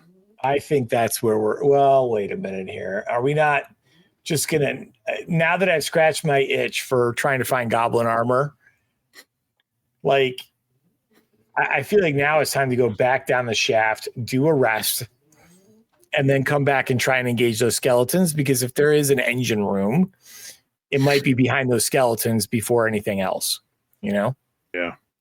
So actually, on that note, going up and down the shaft, I think we did the math on travel time wrong. Yeah, we did. Everyone's sort of done that, a million times over in the comments and on Discord. So, yeah. Right. So I don't want to hash it out here, but just tell me what you guys plan to do next. Well, is there enough? Is dipping yourself in the silver stuff last long enough to transverse the entire shaft? Yes, it does. Yeah. Okay, then that's all we need to know. Exactly, so basically, I think we just need to go back down to the bottom and sleep. Yeah, we don't want to peek in that broken open door just to see what's through the open before we leave. Okay. The Hecate column? No. Yeah. The Hecate. Look what happened. We almost got our souls sucked out by a specter just because, Yeah, Ted, you better watch out, because if you keep mispronouncing that, they're going to do bad things to you on the Conquerors. Exactly. It's true. It's so true. Oh my God. Mike knows from experience. Yeah. All right. So we can go straight down the tube. That's fine. If we want to, we can do kind of the same thing. Let's turn into a little lizard, one of those cave lizards, and like crawl around the walls through there and just take a peek. Do you want to? We can go back. No, do it. No, that's fine. Do it. All right. Go do it. Okay. We're going to die. So you're going to traverse back down to the octagonal chamber then? Is that correct? Uh-huh. Yeah. Okay. Yeah. So that's going to take a turn. Hold on. Mort's just going to go look down that northwest corridor just with his infravision. Let's just see what he sees. Oh, really? Yeah. You guys seriously stay on target. Stay on target. If we were There's an open tunnel. If we were flying down the train from the Death Star and they were like, stay on target, Ted would be like, wait, I'm going to go shoot that gun tower. I acquiesced to Matt Hecate thing, so I get to look down the corridor. I'm just looking. Okay, so you step into that northern corridor. First of all, you go underneath that hole in the ceiling. You too can see that there are rungs there. How far up can I see with infravision? 60? Is there 60 feet? 60 feet, yeah. Yeah. And then you can see here this narrow passageway is quite narrow. It's only about 3 foot wide. It goes for about 20 feet on that vector, about northwest, before it sort of hooks around towards the southwest for about another 20 feet. It's very gentle. Yeah, exactly. I can't really see that then if it hooks around. Yeah, but you can see that it's like a more general, because it's cavernous. You know what I mean? It's not like a right angle or anything like that. Okay. Not a big deal. But yeah, so it kind of hooks around, and you can see like after it sort of hooks around that it immediately begins to descend rather steeply, but naturally. Oh. Okay. Oh, I bet it connects. To where the floor that we were on, because we went down these stairs to this level from the level of the octagon where we were poking around doors. So it goes down more, though. Oh, I'm saying basically more that wrong. Yeah. Okay. Yeah. Okay. More, I'm saying that you're at the curve, and so you can kind of see like it goes down. But yeah, you can confirm that it seems to go down again, not steps, but naturally. Yeah. Much more steeply than the steps, which are very broad. Okay, so something like that going down. Yeah, exactly. Mm-hmm. Yeah. Okay. Yeah, I'm not going to follow that. I'll come back. Okay. Okay. All right. So that little jaunt took a turn. Yep, and then you're going to octagon move room. back. You're going to move back to the Adriatic's hall, right? Octagon. Yeah. Okay. I guess that takes another turn. Okay, so yeah, there's that misshapen lump that's sort of in the middle of the pedestal, right? But then there's the Adriatic statue that you've shoved to the side, and there was his vertical tomb in there. You've got the you entered through Sibylline's tomb, you know that for a fact. But there's all these other shut doors, and then of course you have the very enticing open bronze doors, which I believe it was Wolford who spotted that there was like a Hecate column directly outside those doors. Mm-hmm. Yeah. So if you guys are cool with it, yeah, Elizabeth will turn into one of those little cave lizards that we've seen around, that kind of, used to wandering around in the dark, and just carefully kind of crawl. And she's going to keep her eye on that column to see if it starts to like react in any way to her presence. But yeah, she's going to just kind of like go through the door, under it a little bit, doing her best lizard impersonation, right, and skirt around the wall, look inside. Right. Okay. Yeah. So the doors are open, so it's easy for you turn it a little lizard, and you move through. You find yourself in a very wide passageway that is of obvious Hecate make. The stones of the floor, the ceiling, the walls, the ceiling, the pillars themselves are all that pebbled stone, greasy and oily. All right. It goes in that same vector of the doors themselves for about 30 feet, and the passageway itself is pretty massive. It's about 20 feet wide. Okay. It goes for 30 feet before it opens up into a huge cross section. All right. And the cross section? Yeah, there's a you mean like an intersection? An intersection, yeah, sorry. That's a better word for it. So there is another hall that basically spans the other direction. Going forward with these descriptions, I'm going to say that the intersecting hallway is north-south, and the one that you're on is east-west, just for ease. So I'm not saying northwest, southwest all the time. Understand, Ted? Okay. You got it exactly right. Those exact dimensions, Ted. That's very well done. So on the east-west passageway, there are these pillars every 10 feet that are going straight down the middle, and they go all the way down, just across the hallway and everything. There are those in the middle of the intersection. So in the middle, yeah, they go straight through the intersection. So there are two in the intersection, and then those in the north-south passageway, there's actually rows of two that sort of dot that hallway. Okay. Let me get the exact dimensions before you start putting up too many of them there. Yeah, they're 6 feet in diameter. They're quite large. Okay. The ceiling is arched in a round arch, and is about 30 feet above the floor, pebbled stone. None of you guys have any passive way to detect magic right now, right? No. Okay. No. Okay. There is a great sense of wrongness, which you associate with the Ketty, whenever Elizabeth sort of enters here and sort of scurries around. Other than the architecture, which is unseemly and strangely like non-Euclidean and all that sort of nasty stuff, there is movement all around Elizabeth, as creatures that are about the same size as Elizabeth are hopping around and giving out low croaks. Some of them hop over quickly to sort of look over at Elizabeth's form that's darting around. One lashes out a tongue, but Elizabeth manages to dodge away very quickly, and you do see that she'd go up. Yeah, hopping around are all of these strange-looking sort of gray-skinned toads. They're just they all seem relatively normal, a little bit larger than normal, but they're just and they're just sort of just hopping around like Hecate tadpoles or something. Yeah. Ugh. Do not like it. Yeah, I think okay, the engine room is not this way. All this way is Hecate trouble. Seems likely. So she'll go up the wall little lizard gecko legs or whatever, and make her way back because she doesn't want to mess with these frogs. She doesn't want them following her. Okay, the pillars march off in the distance, both west, north, and south, off into the darkness.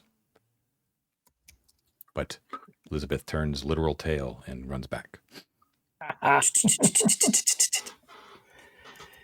And she'll go and just like crawl into Wolford's pocket. Gross. Okay. Very weird. Little John It's took a a nice turn. pocket. Pay no attention to the man behind the curtain. Okay. All right. So if we go back down the shaft, which I'm fine with, we would end up, it would be very easy to go to the engine room or to the bridge, I mean, and use the command tablet to actually access the rest of the system and see if we could find the engine room. Yeah, I think we should do that. And I think we should rest. And then that way, you if we wanna run rest into now? Make up your mind, Mike. I want to rest before we go do anything else crazy adventure wise, because literally I'm going to get like another level spell and then I can cast the spell evil. And if we come across another yucky undead, I can blast it. Well, that would be nice, obviously. Yeah. So why don't so we dose ourselves up in fresh quicksilver and float down with wax in our ears. For the screaming. Yeah. For the screaming. And the way the landings were, there's no way to like go down skirting the edge of the wall so that the skeletons can't see you, right? No. Yeah. Not unless you turn invisible. You just kind of got to go past at full speed and hope they don't react fast enough to hit you. Pretty much. It seemed like they saw us when we were invisible anyway, if I remember correctly. Yeah. They did. So you know what I think? Here's what I think we should do. I don't know, and this is partly why I wanted to have a range thing. Is even like we're in control of our bodies as we fly down. Yeah. Any of us who have a ranged option should have it ready. He can have an arrow knocked and just let loose as he flies down. Elizabeth can try with the sling, right? Yeah, that's right. You have a bolt. I have a bolt. Yeah, fine. I can put my sword in my scabbard and pull out the crossbow and load it up and try and take a shot at a skeleton on the way down. Why not? Yeah, let's all shoot at the one on the right. Sure. Cool. Okay, so there's two sets of skeletons when you're waiting that you know they're going to be there whenever you start descending. So you can shoot at the first set, the one that had the dwarf pinned to the wall. Yeah, the upper ones. Which one had a Rudishva door behind them? I think they both did. Both did. Yeah. Okay. One was just like a smaller corridor, and one was larger. Did anyone just notice Mike said it right? Nice. Mike. Well done. Mike, I'm so proud. That's like on the Feats of Exploration there, I think. Okay, so you're dousing yourselves. You're going to go down. You got a crossbow thing. You got a crossbow. Well, what are you loading for a crossbow? Just the single bolt that you managed to get? Yeah, we had one bolt. I have a bolt. One bolt. Elizabeth will change back into a person so she can use Shrieker. Okay, so let's see. Yeah, all right. So you descend and you go back down and you start floating back down. And you know that you're going to be arriving at the point. I can't remember how many hundreds of feet down, but it's quite far down. Like 600 or something. Something like that, yeah. Let's see. We're looking at that level there. And that's this guy. Okay, so this is the one obviously marked mostly by the fact that there's a dwarf pinned to the opposite wall of the transit shaft. However, it is the one, too, that has the more narrow opening with the throne chairs that are actually sort of canted to the, inwards, so they can kind of get a better view of that narrower opening, but there is indeed an iris door. So the chamber upon which the Rudishva skeletons are sitting is only 20 feet wide from north to south rather than the normal 40 or whatever that you saw in the other ones. Okay. Right. So when you pass by, you've got the beeswax in them, and indeed the skeletons sort of turn their heads towards you, and Mort, you can just fire one off if you want to. All right. So my damage dice are 2d6. This applies to a crossbow as well? Yeah. Right on. Yep. Right on. Mort's never had a ranged weapon before. Oh, that's fantastic. So, all right. I'm pretty sure I hit. I have a +1 to missile attacks from my dex modifier and a THAC0 of a lot. Or anyway, so it looks like 23 hit AC 23. Oh yeah, that's it. Okay. And so I rolled a 10 on the damage dice, but I don't know if the crossbow adds anything. It does. So you let loose the very normal bolt, but from a very special crossbow, and you notice that the way in which you were able to whip up the crossbow when you knew you were approaching was much faster than you would anticipate that you'd be able to handle a crossbow. Okay. In addition, the trigger is so sensitive that you think that you would be able to rapid fire like another one, like be able to load another one quickly and fire it off should you have another bolt, which you don't. Oh, if you just had another one. Oh wait, I might be lying about that. Oh. I'm wrong. So it doesn't. You wouldn't be able to fire twice, but you would always be able to. I'll just tell you. You can attack first in the round, as if you would want initiative. So it's the opposite of what the crossbow normally does, which is it's slow. So you would always attack last. With this crossbow, you always attack first, regardless of the initiative roll. Okay. Nice. So it's And is there a modifier? Yeah. It's so you do an additional +2. So you do 12 points of damage, and it does indeed because it was fired from a magical weapon that bolt goes unerringly into one of the two skeletons and ratchets into it, and it causes it rocks back in the chair and immediately like raises up out of the chair as you guys slowly sink out of sight. And you can well, Wolford and Lisbeth also had their attacks ready to go. Oh, I thought it was just a crossbow. Okay. No, because Wolford he wants to try out that new bow and see what it does. Okay. So, I guess my question is it a strength-based attack or is it? I know it's a missile, so it's usually it's dex. Okay. All right. So he just has a +1 then. All right. And he rolled a natural 1. He's not really used to. Okay. Were you firing one of the ebony arrows? Yeah. Okay, so you need to mark that off because those are magical arrows. And how many were there? I forget. 10. 20. Oh, 10. Okay. Bummer. Yeah. And Elizabeth was going as well, right? Yeah, Lisbeth has a +3 to hit with Shrieker, so we're going to scream as it goes by, but she can't hear it. Okay. Yes, that is a 9, 10, 11 to hit the Shrieker. 11 AC? Yeah.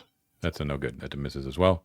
Okay. Also, more, I should say that with the crossbow bolt, that it does definitely penetrate. It does definitely hurt it. But because it is just a piercing weapon into a skeleton, it does do half damage, just so you're aware. Yeah. Yep. The definitely the drawback to the whole archery thing here. Yes. Okay. So assuming that you guys are all done with your attacks as you're sort of floating down, yep. You go back down. Okay. Can somebody try and grab something off that dwarf on our way past? You had a D6. Mike's not attacking. I just have my shield in my hand, so I'm going to try. John, I'm just going to slow down while they're shooting, and I'm going to grab that battle axe off of them. Okay. Cool. All right. So yeah, you yank that battle axe off. Correct. It's a real battle axe, so it's not like a fantasy double bearded one. It's a single bearded one. But, yeah. Poor dwarf. He didn't have a real axe. Okay. So we go all the way down, and then So you keep floating down, and you go down for another 200 feet before you get to the second one that you haven't explored. Now this looks to be almost a duplicate of the one that you actually had the battle, except like the one above you, they are on the west side of the transit shaft, but this is like the much wider opening. The chairs are facing straight, that whole thing. Did you want to do anything with these guys or go all the way down? I'll keep going. Okay, so they again also attempt to bark out their sonic bursts. The beeswax prevents, you can hear it, but you're not affected by it. Yeah, exactly. And you, after another 300 feet, you finally alight on the ground, on the base where all the scattered stuff is. And it doesn't look like anyone else has been here in the meantime. So the results of your attacks and stuff like that are still lying about you, the shards of the throne, all that sort of good stuff. Okay. So I'm going to say that took a turn. Okay. So you were down there. Cool. John, I'm going to wipe off all the silvery goop on me and just take a peek in that little hallway to the west and make sure that basin still has the mercury in it. Bubbling silver liquid is still there. Yeah. All right. Okay.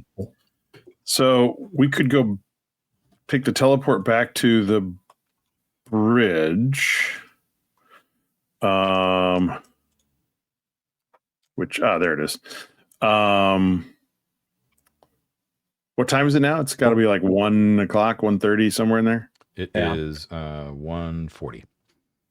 We had been just posting up in the captain's quarters for sleeping, Ted. Right, but it's a simple bloop teleport back to the bridge, and we can mess around with the. We haven't been to the bridge since we got the command tablet. Okay. Yeah, that's I'd true. like to see what it does when we put it in the chair.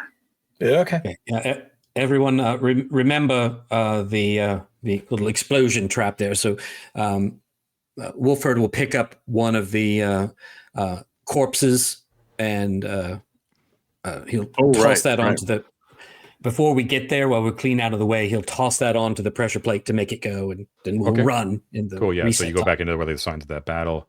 You throw like one of the Keddy bodies on there or something, and you know the deal how it works. You do have to sort of navigate around the Roomba, which is happy to see you. Not now. John, can I try and use my command bracelet to turn that trap off? Yeah, you can try to do that. Let me check to see. You got a page? Never mind.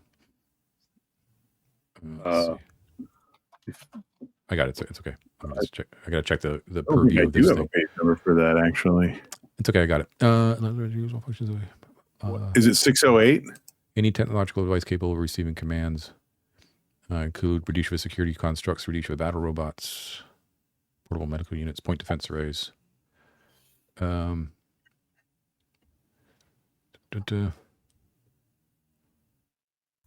I think that yes, you could.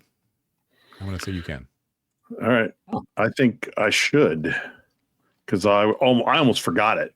And Matt remembered, thank goodness, because I would have just walked right through and then gotten fried. So you don't get to be an old adventurer like me without remembering a few things. That's right. So young goblins like me are going to turn this trap off if you can figure out how to do it. Okay, so it takes you a lot longer than it would take someone who is fluent in Radishvan and understands technology would do. This is also a good point to sort of inform you, Mort, that as the bearer of the command bracelet, you need Wolford to use that thing in any sort of manner. I was wondering if I could just sort of borrow the helmet to do it. I only say it because I assume that Elizabeth has given the helmet back to Wolford. Is that the case? Yeah. But should Matt be absent for some reason, if he's dead to us, you lose your ability to read Radishvan at all. Okay. If he's the bearer of the we helmet. should just merge the two, right? All right, just like a Rochambeau for it. Do I get the cool bracelet or do you get the cool helmet? For now, though, you can do it, so we can keep going. Yeah, we're fine. There'll be no summit on this one, nor is the detente will remain separate but equal. You know what? Right, so one of you guys is out. We're double boned, but we'll sort that out. I'm going to make it like an off the cuff call right here. I'm going to say, like, with translation and the lack of lack of familiarity with this technology, that every time you want to do something new with the command bracelet or new with the command tablet for that matter, I'm going to say it takes a turn to figure it out. Yeah. But then you know how to do it. And then from that point onward, that specific command can be done instantaneously. Does that sound fair? Still faster than my mom with Gmail, man. Yeah. Exactly. Yeah. I'm going to go program all the VCRs, John. So you're going to do this with the fire trap. So it takes you a little while to Turn it navigate off. through the menus, and Wolfer's like, no, press this button. This means that, and all that kind of stuff. And then you finally find the key, and you key it in, and you can hear like an audible deactivation beep kind of come from that area. Nice. Can he turn it back on if he needs to? Yes, you could. Yeah. Definitely turn it back on after we go through. Okay. Absolutely. So you go through. Yeah. You find yourself in that small little three-way teleportation zone there. Right. Remember, the one to the bridge is the one that has the sort of force field in front of it to sort of prevent unwanted people from accessing the bridge. Oh, you mean we need the golden pass key for it because David has it?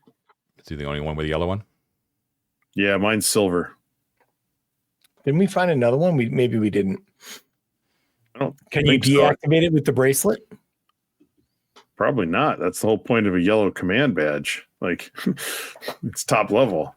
Although it does seem crazy that the second in command couldn't get onto the bridge. I'm going to try the silver badge. So it does not work. The silver badge does not work.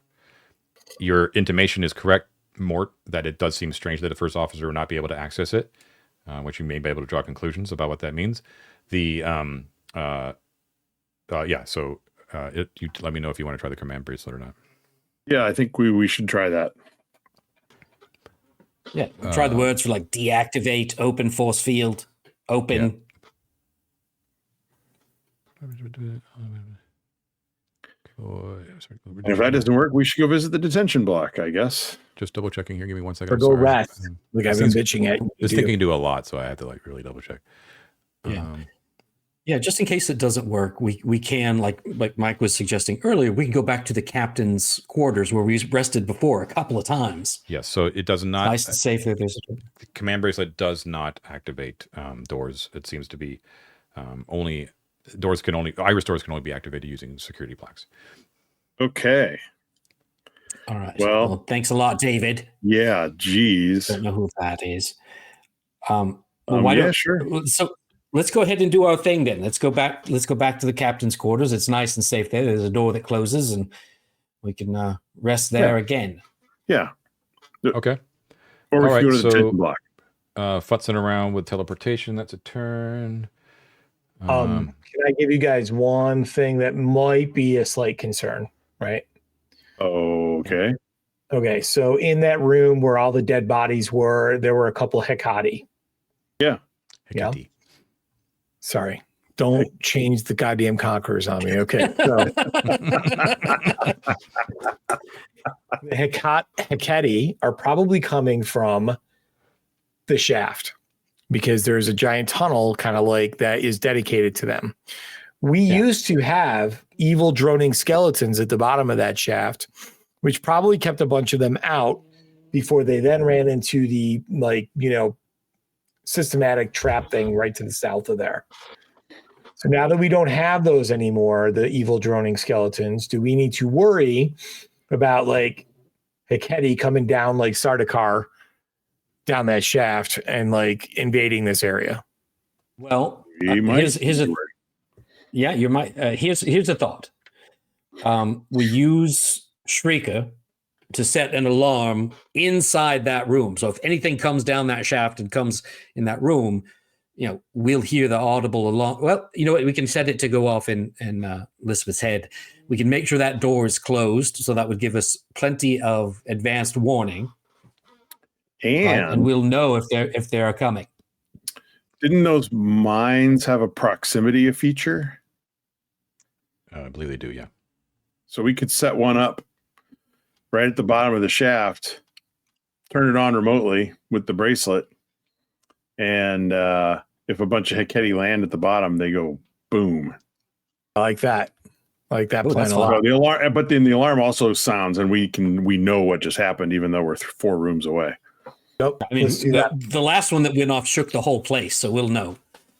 Okay. That's probably true. So please mark off a mine because you set it in place.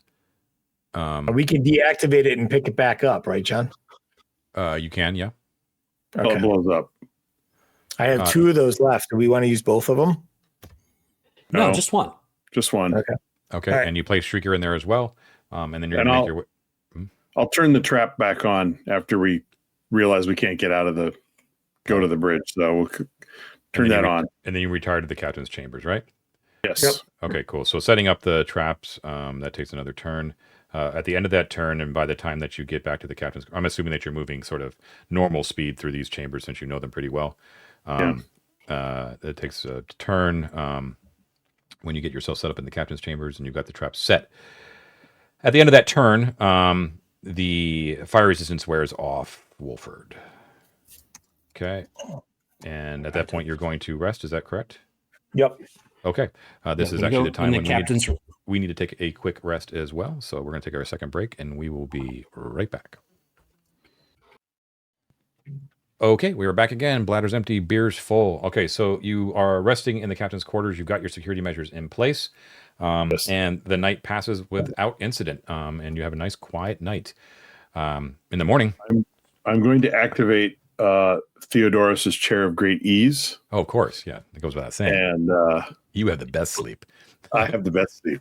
Yet you are the only one who doesn't feel a distinct power up whenever you rise up the next morning. Yeah, so everyone in this current configuration, without David, now all has the same level. Juicy level 7. Congratulations to Wolford and Brother Lothar. Big levels for both of you for different reasons. Let's start with Lothar first. You're now a 7th level cleric. You don't move up into another bracket, but the big thing for you is that you get access to 5th level motherfucking spells. Yes. The high realms for clerics. So now you're on an Avaricios level. Congratulations. Congratulations. He's very proud of you. Yeah. Hey, and Barrios levels up. Okay. Yeah, Ted just throwing a wrench in the plans and squashing Mike's moment of glory. All about you, Ted. It's all about you. In addition, you also get another 3rd level spell that you can memorize, pray for. But let's get the best part, which is rolling for hit points. All right. Do it. Okay. I got a 3, which is just slightly under mediocre. But that takes me up to 28 hit points, which is nothing to sneeze at. Great. And of course, if anyone has been down hit points, you all gain automatically 1 for rest. Matt, I do want your advice on one thing. Yeah.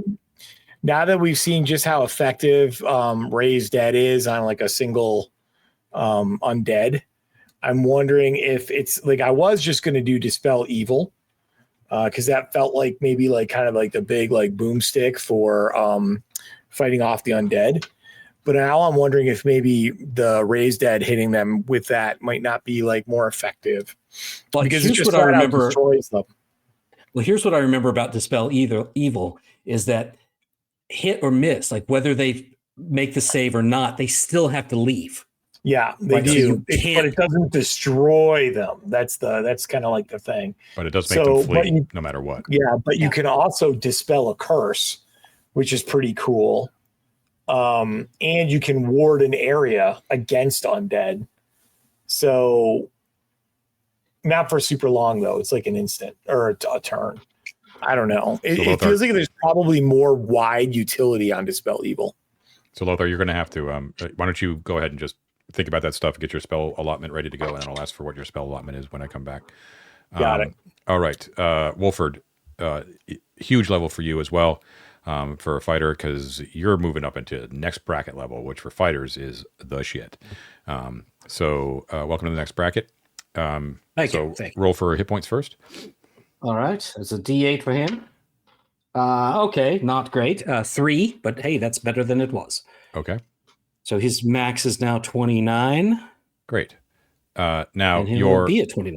Your bracket, you not only do you move up a bracket, but that bracket is a huge leap forward because you're a fighter. You actually get an additional +3 to hit from whatever you are now.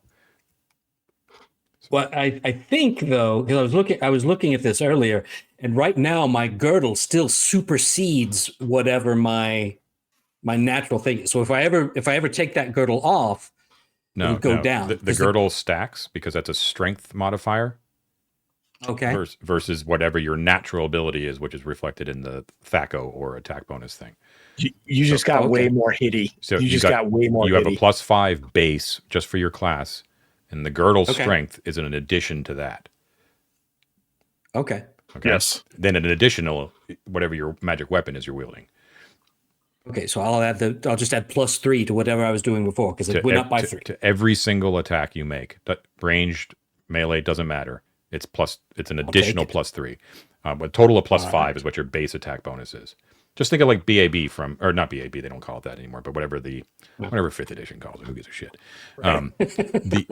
In addition, your saving throws all drop down. Everything drops down by 2 except for breath weapon, which drops down by 3. So 8, 9, 10, 10, and 12. Yeah, it's good. You're getting to dwarf levels now, goblin levels. I'll take it. 50-50 chance pretty much with anything. And then also very important, this is the one that's in our house rules because you moved up a bracket. Your weapon mastery increases. I think this is the first time we've seen. Have anyone got up to 3rd bracket? Oh, Mort's at 3rd bracket, right? Yeah. 2d6. So you're at 2d8 now for your base weapon damage, Wolford. That is nasty. Okay. Not bad. Yeah, and the girdle, I mean, we had already talked about this. The girdle already brought it up to 2d10. Okay, I can't remember, but yeah, that's fine. Yeah, that's what we had decided. Okay. He's rolling d10s with damage because of the girdle. Cool. All right. And then if Barrios raised as well, then I'm going to be looking at the ranger thing here. So what level does he go up to? He goes to 5th level. He should have a while ago, and I forgot all about it. So okay, so all he's doing is he's rolling for hit points. Yeah. So he's D8. Mm-hmm. All right. I rolled an 8. Ooh, nice. Holy crap. And he has a +1 con modifier. Nice. What do you have written down for his base tracking right now? 60. You did raise him up already because that's the base tracking for 5th level.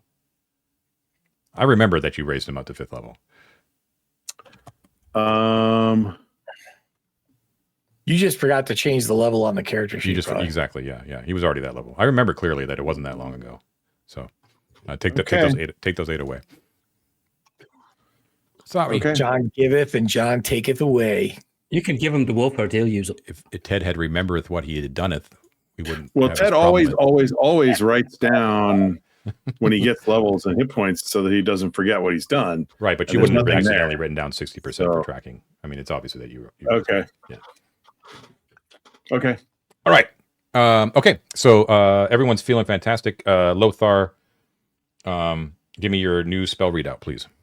Okay. So I have light, cure light wounds, silence 15 foot, hold person, cure disease, locate object, cure serious wounds, and dispel evil. Whew, that is a loadout. I am assuming that Elizabeth, does Elizabeth's change at all? You don't have to give it to me again unless you've changed out a spell, Wolford. I think she will. She'll load again her level 2, the decompose spell.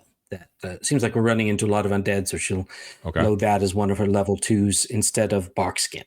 Okay. Everything else remains the same? Otherwise, it'll stay the same. Yeah. Right on. Okay. Well, that's all of our spellcasters tonight, right? Yeah. Okay. Yep. All right. So you wake up feeling very refreshed. You can hear the Roomba out there doing its morning routine. With the googly eyes. And nothing seems to have tripped your traps in the Radishva room, in the skeleton room. And it's the 22nd of Gelenius now. Yes. Right? Welcome to the new day, 22nd. We're just moving through the days these past couple of sessions. What dost thou do? All right. So our debate, and we could just roll for this, guys. Go back to the other teleport and go to the detention center and check out that door that we never did the first time. And also, we're actually very close to the death bots then with the laser guns. Just saying. Yes. Turn them off. That's exactly what I'm saying. I want to go back. I want to go to the detention level, turn off the drone or take control of the drone, get the weapons out of the pit, and then explore that hallway. Okay. Let's do that. So where are you going? I concur. Laser gun trumps all. We need to. So we're going to leave the mine activated at the bottom of the shaft, right? Why don't we pick it up? You don't think? In case something comes down while we're away. Okay. Yeah, that's fine. Leave it. Matt? Sure. John, how long do we want to say that alarm spell lasts? Do we, if we want to keep that there, do we need to set it again? Or if we set it there and like it didn't 8 hours trip or something like that, right? So yeah, it would have expired by the end of when you woke up. Okay, well, yeah, it seems worth it because we can set it so that she'll hear it in her head if anything happens, and if we're far enough away, that'll probably be good. So, sure. Yeah, let's set it. She'll set it again inside that room. Set it for the day, and she'll set it with the silent feature so she'll know. So Shrieker and the mine are going to be remain in the skeleton room, right? Yes. Okay, got it.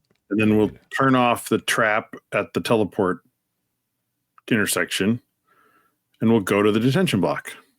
Okay, so don't forget to free yourselves up of those slots of the sling and the mine. I've already got the mine. It's a spell. Like yeah. Right. Oh yeah. So, anyways, so moving quickly through the corridors because you're familiar with this area, you're able to get back to the teleportation chamber in the same round. So you're in the teleportation zone there. Right at 8 a.m. So you know that north through the force field is the bridge. South is back to the shuttle hangar. East you have yet to explore, but it has a Radishva glyph that says detention block on it. Detention block. Yeah. Mortal wave the silver wand card thing and hop in. Okay. You dematerialize. And does everyone follow? So a little late to bring this up. If there's a death bot through there, do you know how to use the command bracelet to deactivate it or no? I know how to get back on the teleport squad or square. Okay. Why don't we give it a beat then so he can scout and then we go through. All right. So Mort's going to be by himself for just a moment. Mort. Yep. When you rematerialize, you do find yourself expectedly in another little niche, right? With the silver panel there and all that kind of good stuff, right? Yeah. And you can see that directly. So you're in that niche. You appear to be in, let's see, which side are you on there? You are in an eastern niche, okay? Looking westward from where you're standing in the middle of the circle, there is a 10-foot expanse, and then across that 10-foot expanse, you're looking at an exact mirror of another teleportation module with a Radishva glyph there as well, which you can't read from this distance. However, going northward from that 10-foot expanse that sort of separates the two teleportation nodes is a 10-foot wide corridor that heads north and ends in an iris door with a panel. Sorry. All right.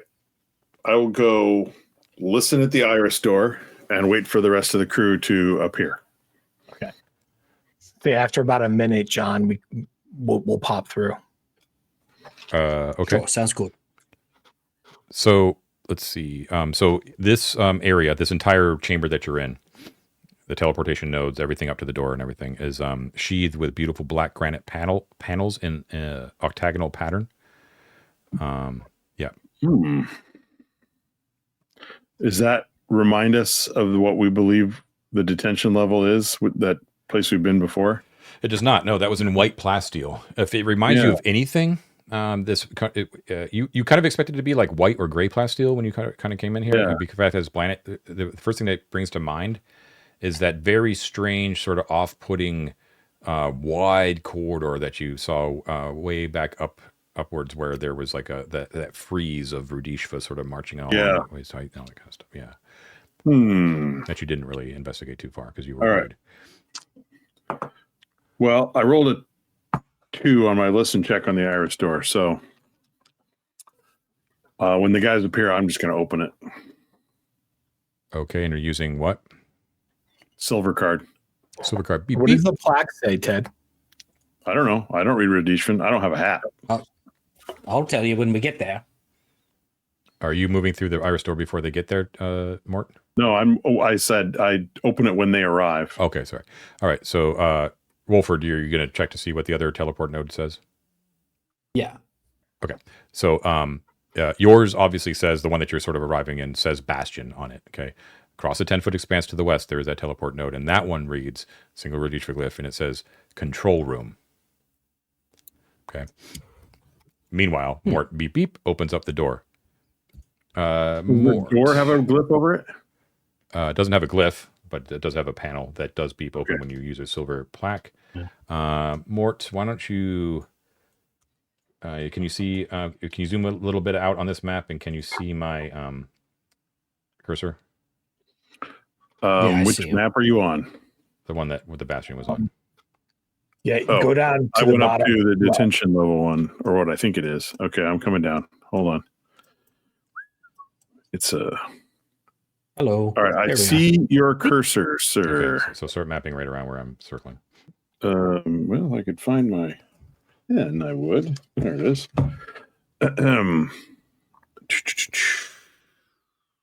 Okay, so it was a. So you have an east and west teleport module. So they're like little, hemispheres, and then there's and then they're separated by a 10-foot expanse of plasteel. Yep, there you go. Perfect. Yep.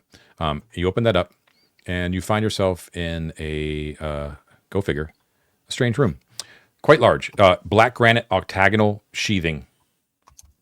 The entire area of this large area looks like it is. It's seen better days. The walls gleam with black. There's no 90-degree angle, so it's definitely Radishvan. And there is some stairs directly in front of you, quite wide, about 20 feet north to south. I'll give you more specific mapping instruction. I'm just giving you the general idea right now. In the middle of this chamber that lead downward towards the west. So they're like kind of grand stairways that lead downwards to the west. Those stairs are littered with bits of broken bone. So let's see. All right. So the general dimensions of this room, again, no right angles, is 40 feet north to south and approximately, let's see, it's about 40 feet square, east to west as well. You're entering in from on the southern wall, about 10 feet in from the western wall. Okay. Occupying the center of this chamber for the first 20 feet inward from the western wall is these stairways that go down, okay, into a further section of hall. So, wait, say where the stairs are again. Center of the room. Let me switch over to Miro for everyone at home. So let me start. I didn't give you the best instructions here. So the get rid of the eastern wall, Ted, because it's actually open. Okay. The eastern wall. Okay. So you can do the north and the south wall, about 40 feet east to west. Okay. Now, 20 feet in from the western wall. Yeah. There is a 20-foot wide staircase north to south that goes down towards the west. Heading west, yeah. And it's a broad, majestic sort of staircase. And then it drops down into a very wide plasteel corridor that is 20 feet north to south. So it's sort of like focused right on the dimensions of the yeah, you got it exactly. That kind of goes off to the west beyond your sight. The eastern part also narrows down to a 20-foot wide corridor heading east for about 40 feet. But that one it seems to be one of those areas where the beacon sort of phased into existence and melded with the existing cavern, because the eastern end of it at around 40 feet is extremely jagged. Like it's all like cavernous and rocky and all that kind of stuff. But there's a very narrow, 3-foot wide natural passageway that leads directly east in the middle of that eastern wall. Okay. In addition, there is a winding natural passage that goes south for only about 5 feet. From where? On the southern wall, just beyond, just to the west of where the natural stuff starts to happen. Okay, goes only for about 5 feet, and then immediately like hangs like a direct 90-degree east for about 10 feet that you can see, but it keeps going, but you haven't gone in there. Okay. Sorry, a little complicated, but you did a good job there. Okay. Yeah. So when you kind of step into, that's what you see when you kind of open the door. Do you step into the area or no? Yes. Okay. So when you step in and you sort of put yourself at the top of those steps, Mort, you can see a little bit more down those steps. Let's see. It appears to go for, let's see, after the bottom of the steps, 1, 2, 3, 4. Yeah, that hallway seems to go for 50 feet before it opens up into a large... Total 50 feet from where I'm standing? A total of 50 feet from the bottom of the staircase. So you've already done 20 feet of it. You just need to go 50. And then before it opens up on the western end into a larger chamber. At the... After 30 feet, however, there are 2 10-foot wide corridors that go one north and one south.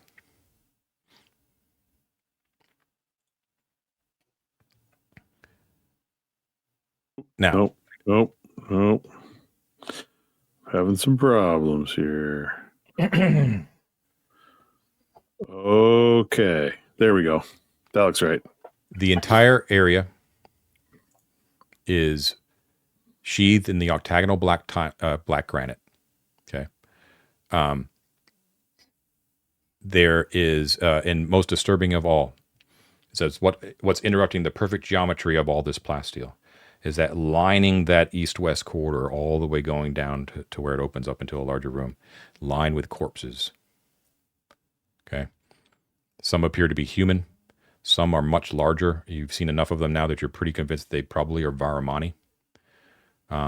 3 appear to be Kalyani because of their stumpy forms and their serpentine heads and gills and all that kind of stuff. And there are 2 massive creatures, scaled and bristled, that have massive sort of curling ram horns and hoofed feet and talon claws that are also sprawled amidst these corpses as well. Something completely foreign and obviously very, very nasty and evil. And most disturbing at all is that in the very edge of your sight, you can see in that open area that opens up to the west, there's something unnatural that's hanging in the midst of the air. It looks to be a black 10-foot diameter disc of pulsating energy that is floating in the air. Oh, I don't like that at all. You have a feeling that what is labeled as the detention block is not what you first investigated and assumed was the detention block. I don't like the sound of this at all. I think we should let's leave. Let's leave. John, What? I was just going to ask, was there any this Iris door, John? Was there any label or anything around? No label on the Iris door. No. I say we step back, close the Iris door, and try the teleport that says control. Yeah. Way to scare us off, John. Love that. Good job. Hey. I mean, if you could just telegraph a little bit, John, give us something to work with. Yeah. Nothing's moving. Except for the pulsing disc of black energy. Moving. Pulsating disc of antimatter. Yeah. I'm sure it's fine. Well, you guys, there's nothing pulsating and evil to the east. We could go peek over there before we leave. Yeah, all right. Sure. Easily convinced. Okay. Well, it's evil that way. This room's fine. And the walls are all plain. It's just like the black tiles, right? Okay, so you shuffle. I assume you're moving at careful speed now. So after a turn, you kind of all assemble at the top of the stairs. You peer eastward.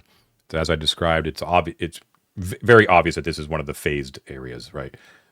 So it just immediately cuts off very jaggedly, and there's these 2 natural caverns, 2 natural tunnels that sort of branch off. Right. Let's Probably go. leading And right to the point defense arrays. Yeah. And completely dark, right? We're using our lockets for light. Everything. Or Yes, is there... exactly. Yeah, everything's dark. Yeah. All right. All right. So, And there are no visible panels as we go in this. While it's still Rudishvan, there's no panels to put our cards, right? No panels. Yeah, it's also devoid of any sort of artistic, flair or anything like that, right? It's just like it looks nice because it's like these black octagonal tiles that are sort of everywhere. You know what I mean? Okay. That are in a perfect geometric fashion, but that just makes things a little bit even more creepy because you don't have that like nice sterile white plasteel. This is like more dark. Yeah. All right. Well, I want to go take a look. yeah, let's go look down that central eastern one. Okay, so peering in there, Mort would probably have the best beat on it with his infravision. It appears to go for about 40 feet, more or less eastward, before it gives a slight, I'd say, like 20-degree joint to the northeast.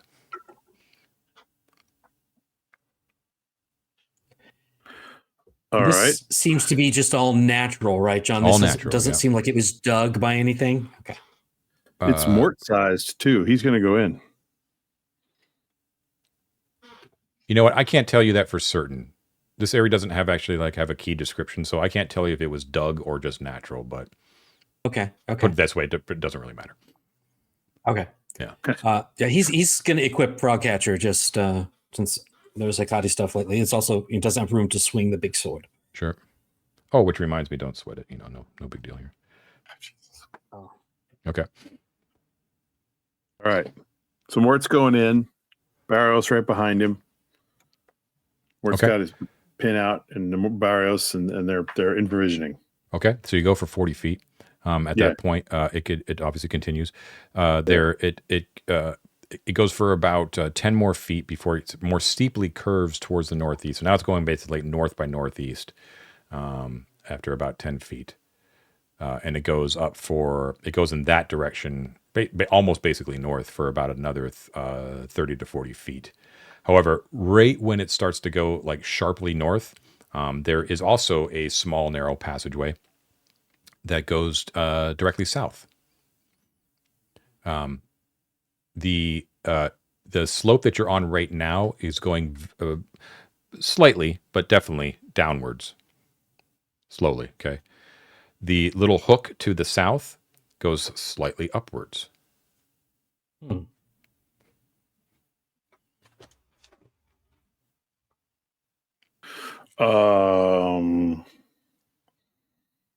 Any thoughts, guys? Look, it seems like we're getting away from where stuff would be. But let's do the one that goes down because maybe it'll link up with that other tunnel, and then we can at least close that loop. Lothar, when your intimation is to go south, to close that loop, and you sort of approach that southern corridor, you can hear, and because you've come across them in so many different times, you can hear the chittering of what are definitely rats coming from somewhere off in the distance, just sort of echoing in the chamber, in the tunnels. Oh, rats. Mm-hmm. South. It's fine. Rats. Let's fight rats. Unless it leads to the midden and we walk into our own point defense cannons, but sure. But I can control them. Yeah, after they as shoot long you. as you still have your head.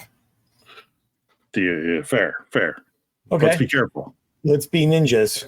Yeah. So, right. John, do we hear the rats at that little corridor off the main hall, or does Mort hear them? At that turn to the south. At the juncture, at the turn, Lothar hears them, but yeah. Okay. All right. Yeah, let's go down that. Sure. Stealthily move forward as quietly as a goblin. Okay, so it does like a little J-shaped hook for all of 10 feet before it basically dumps you with a southern egress into what appears to be a fragment of a Radishva room. Both the north and the southern walls of this Radishva room are natural, so it looks like it had an odd phasing effect here. However, the eastern and western walls are smooth, right? The chamber itself, given all that, is about is about 20 foot square, and you're entering in from the eastern corner of the northern natural wall. Okay. On the south end of the eastern wall, there is there is a passageway, a Rudishva passageway that goes for about 10 feet before there is an iris door. In this little room, there's white plasteel here with octagonal tiles sheathing it. But most of those tiles have collapsed in piles on the floor. And in those piles, which immediately react to your light, is multiple dozen rats, normal rats, that basically scatter off into like holes in the wall and, other places, basically. By your feet, up through the passageway, all that sort of stuff. Okay. Yeah, pretty bad. Any markings or glyphs? Nothing on the... No, there's not. And any evidence of what would have brought the rats to this room? No, it just looks like there's just huge piles of like broken white plasteel tiling that form like what would be a nice, comfy, secure home for them. Right. I want to dig through the piles just to make sure there's not anything interesting under there. Okay. I'll say travel up to this point, took a turn, and then digging through the piles, which yields nothing, is also a turn. Don't mind me. Well, that felt just hurtful. While he's doing that, Mort will listen at the door, but hears nothing. Okay. That's correct. Yeah. All right. And is there a panel that we could put a card for the hardware store? Mm-hmm. And no labels? No labels. Boop. Boop beep. It opens up. Shink. Beyond is an actual fully phased Rudishva chamber that is square. It is 30 feet by 30 feet. No right angles, of course. In the southern, the western portion of the southern wall, there is a 10-foot wide passageway that goes south with another iris door at the end of it. So this one is back to the black granite octagonal sheeting. So there's this brief room where it was just white with collapse, basically, but this one is pretty pristine with black granite. There is a 10-foot by 10-foot square table that occupies the center of it. The top of it is a piece of black glass. There are several stools that are placed around the table. The north and east walls of this chamber have consoles made of plasteel, just dotting, like filling the entire area there, north and east. A pedestal in the northeastern corner holds a stone figure, which is very bizarre looking. It looks like a Rudishva in its head, but grinning with sharp teeth, right? With like the little horns and sort of the almond-shaped eyes and that kind of stuff. But it has 4 arms and 2 legs that are sort of in a dancing position, right? So it's sort of like all the arms are sort of cocked. There's 4 of them, and then like 1 leg is raised. And one of the hands holds like a pot. One of them holds like a scimitar. It's a kind of like this weird sort of like, it looks like almost like a Hindu god figure, you know what I mean? But like shaped like a Rudishva. But it has this almost, you would say, kind of cute little stone fez cap that it's wearing as well on top. And that's standing on a pedestal in the northeast corner. Let's see.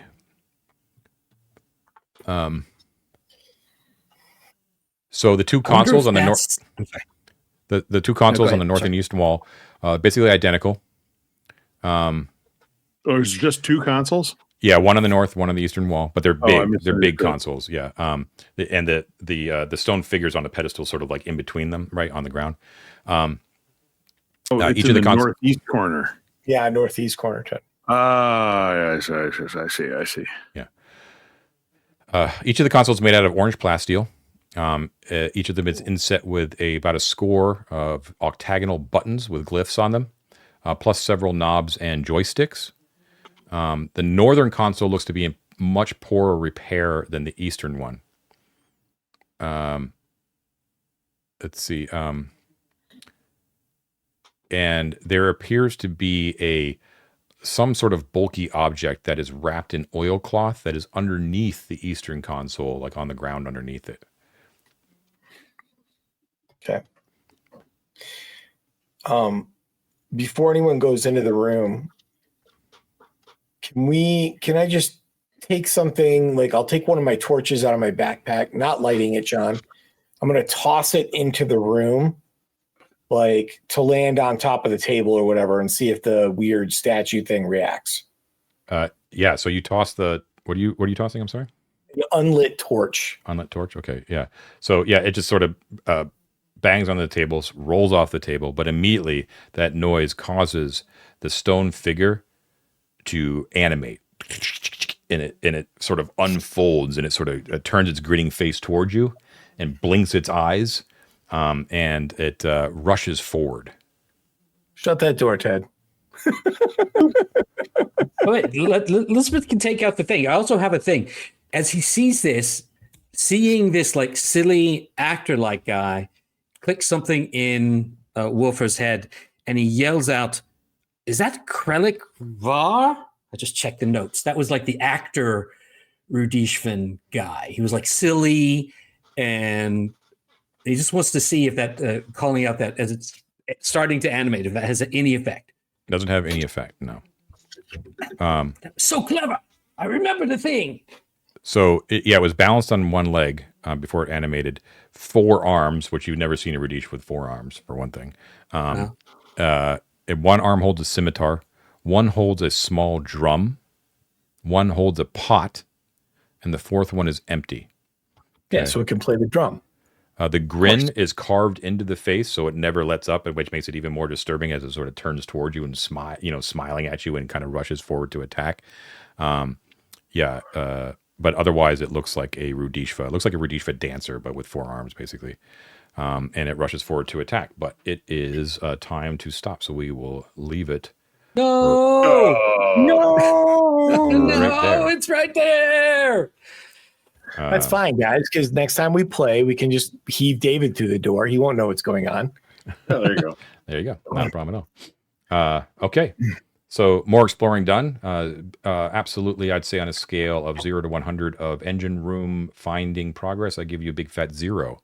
So congratulations on that. Really extending out this delve as long as possible. Fault, man. He took his gold card and left. Okay. So it looks like you misinterpreted what the what that cryo chamber was actually for. And you appear to be in an area that is not that, but interesting nonetheless. But see if you can survive this thing. All right, so we will leave it there. We'll call it. So thank you everyone for watching and or listening to 3D6 Down the Line. This is the most criminally underwatched actual play series on the internet. Please don't forget to like and subscribe, hit the bell icon to get notifications every time we publish new material, and really, please do spread the word. That is the way that we get most of our, that's how we grow our channel and our business, is through word of mouth. If you tell your friends, tell everybody online about us, that would really, really does help. In addition, if you have a few extra bucks, hook us up with a Patreon subscription. You get a couple of fun bennies, most of the big one being that you get access to some of our secret channels on our Discord server, which is free to everyone to join, and we have lots of fun conversation there as well at all times of the day. Thank you, as always, to all of our patrons, our explorers, our delvers, and of course, especially our conquerors. Matt has the distinct pleasure of reading those names tonight. Yes. Take it away, Matt. Nice. All right. Thank you, all of our conquerors, including Alan Barton, Alexander Bowes, Eric Tsunami MD, Gregory Distelhorse, Mike Small, DMW71, Richard Barton, James Boyle, Stephen BKK, Doc Jones 73, Jackson Bates, John Hooker, Kayla Ripley Wolf, Saps, Papa Bear DM, Zach Shiflett, Ruben Collar, Dave Rosser Rudishvan Patron, nailed it, Rudish Vandrew, Dakota Nielsen, Cam, Stephen Kessenberry, Brad and Aiden, John and La Logan, Kabrowski's Magic Meat Machine, Tom Leary, Phil, Nick, Terry Barney, Eric Lawson, Mando NZ, Faisal, Ted Gast, James Dewig, Grunt, Andrew Schroker, a Rudishva's Rudishva, Michael Schilling, Stefano Di Maolo, Ash Gabriel, Alicia Rashid's Radishvan Dishes, the Hexbrawler twins, Iona, Summon Toast, Too Rude, Too Ishvan, Scott Earsley, Mech Jack, Kick Maniac, Dire Grew, Tom Eric Garrettson, and oh boy, okay, we've got some Matts here.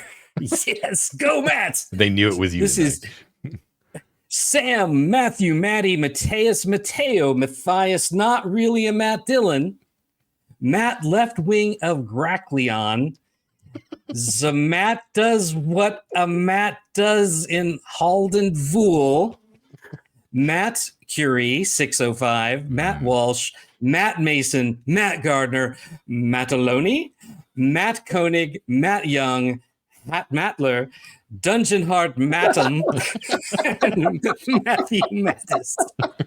Nice. Thank you all so much for making me say all of that strange stuff. Well done, patrons, for taking up the flag once again. Very well done. Oh, that feels so good. That felt good. Yeah, man. Thank you as always to all of our supporters. It really does matter a lot. One last note: this is the week where we are attending GaryCon. So there will be, if you're watching this in the future, it means nothing to you. But for those of you who are watching episode to episode, there will be no new episode this coming week for a very good reason. We are going to be meeting in our once a year in-person meeting at GaryCon up in the birthplace of D&D in Lake Geneva, Wisconsin. We are very much looking forward to interacting with the members, with you all who happen to be lucky enough to be attending GaryCon. We look very much forward to meeting all of you, playing games with you, hanging out with you. Please keep an eye on the Discord server where we'll be telling you where we're at a given time, and hope to hook up with you in Lake Geneva. So we're looking forward to that. Otherwise, we will see you in a couple of weeks for episode 104. Thank you, everyone, for watching. Have a great night. Take care. Bye. Awesome. See you. Thank you, John. Thanks, John. Thanks, John.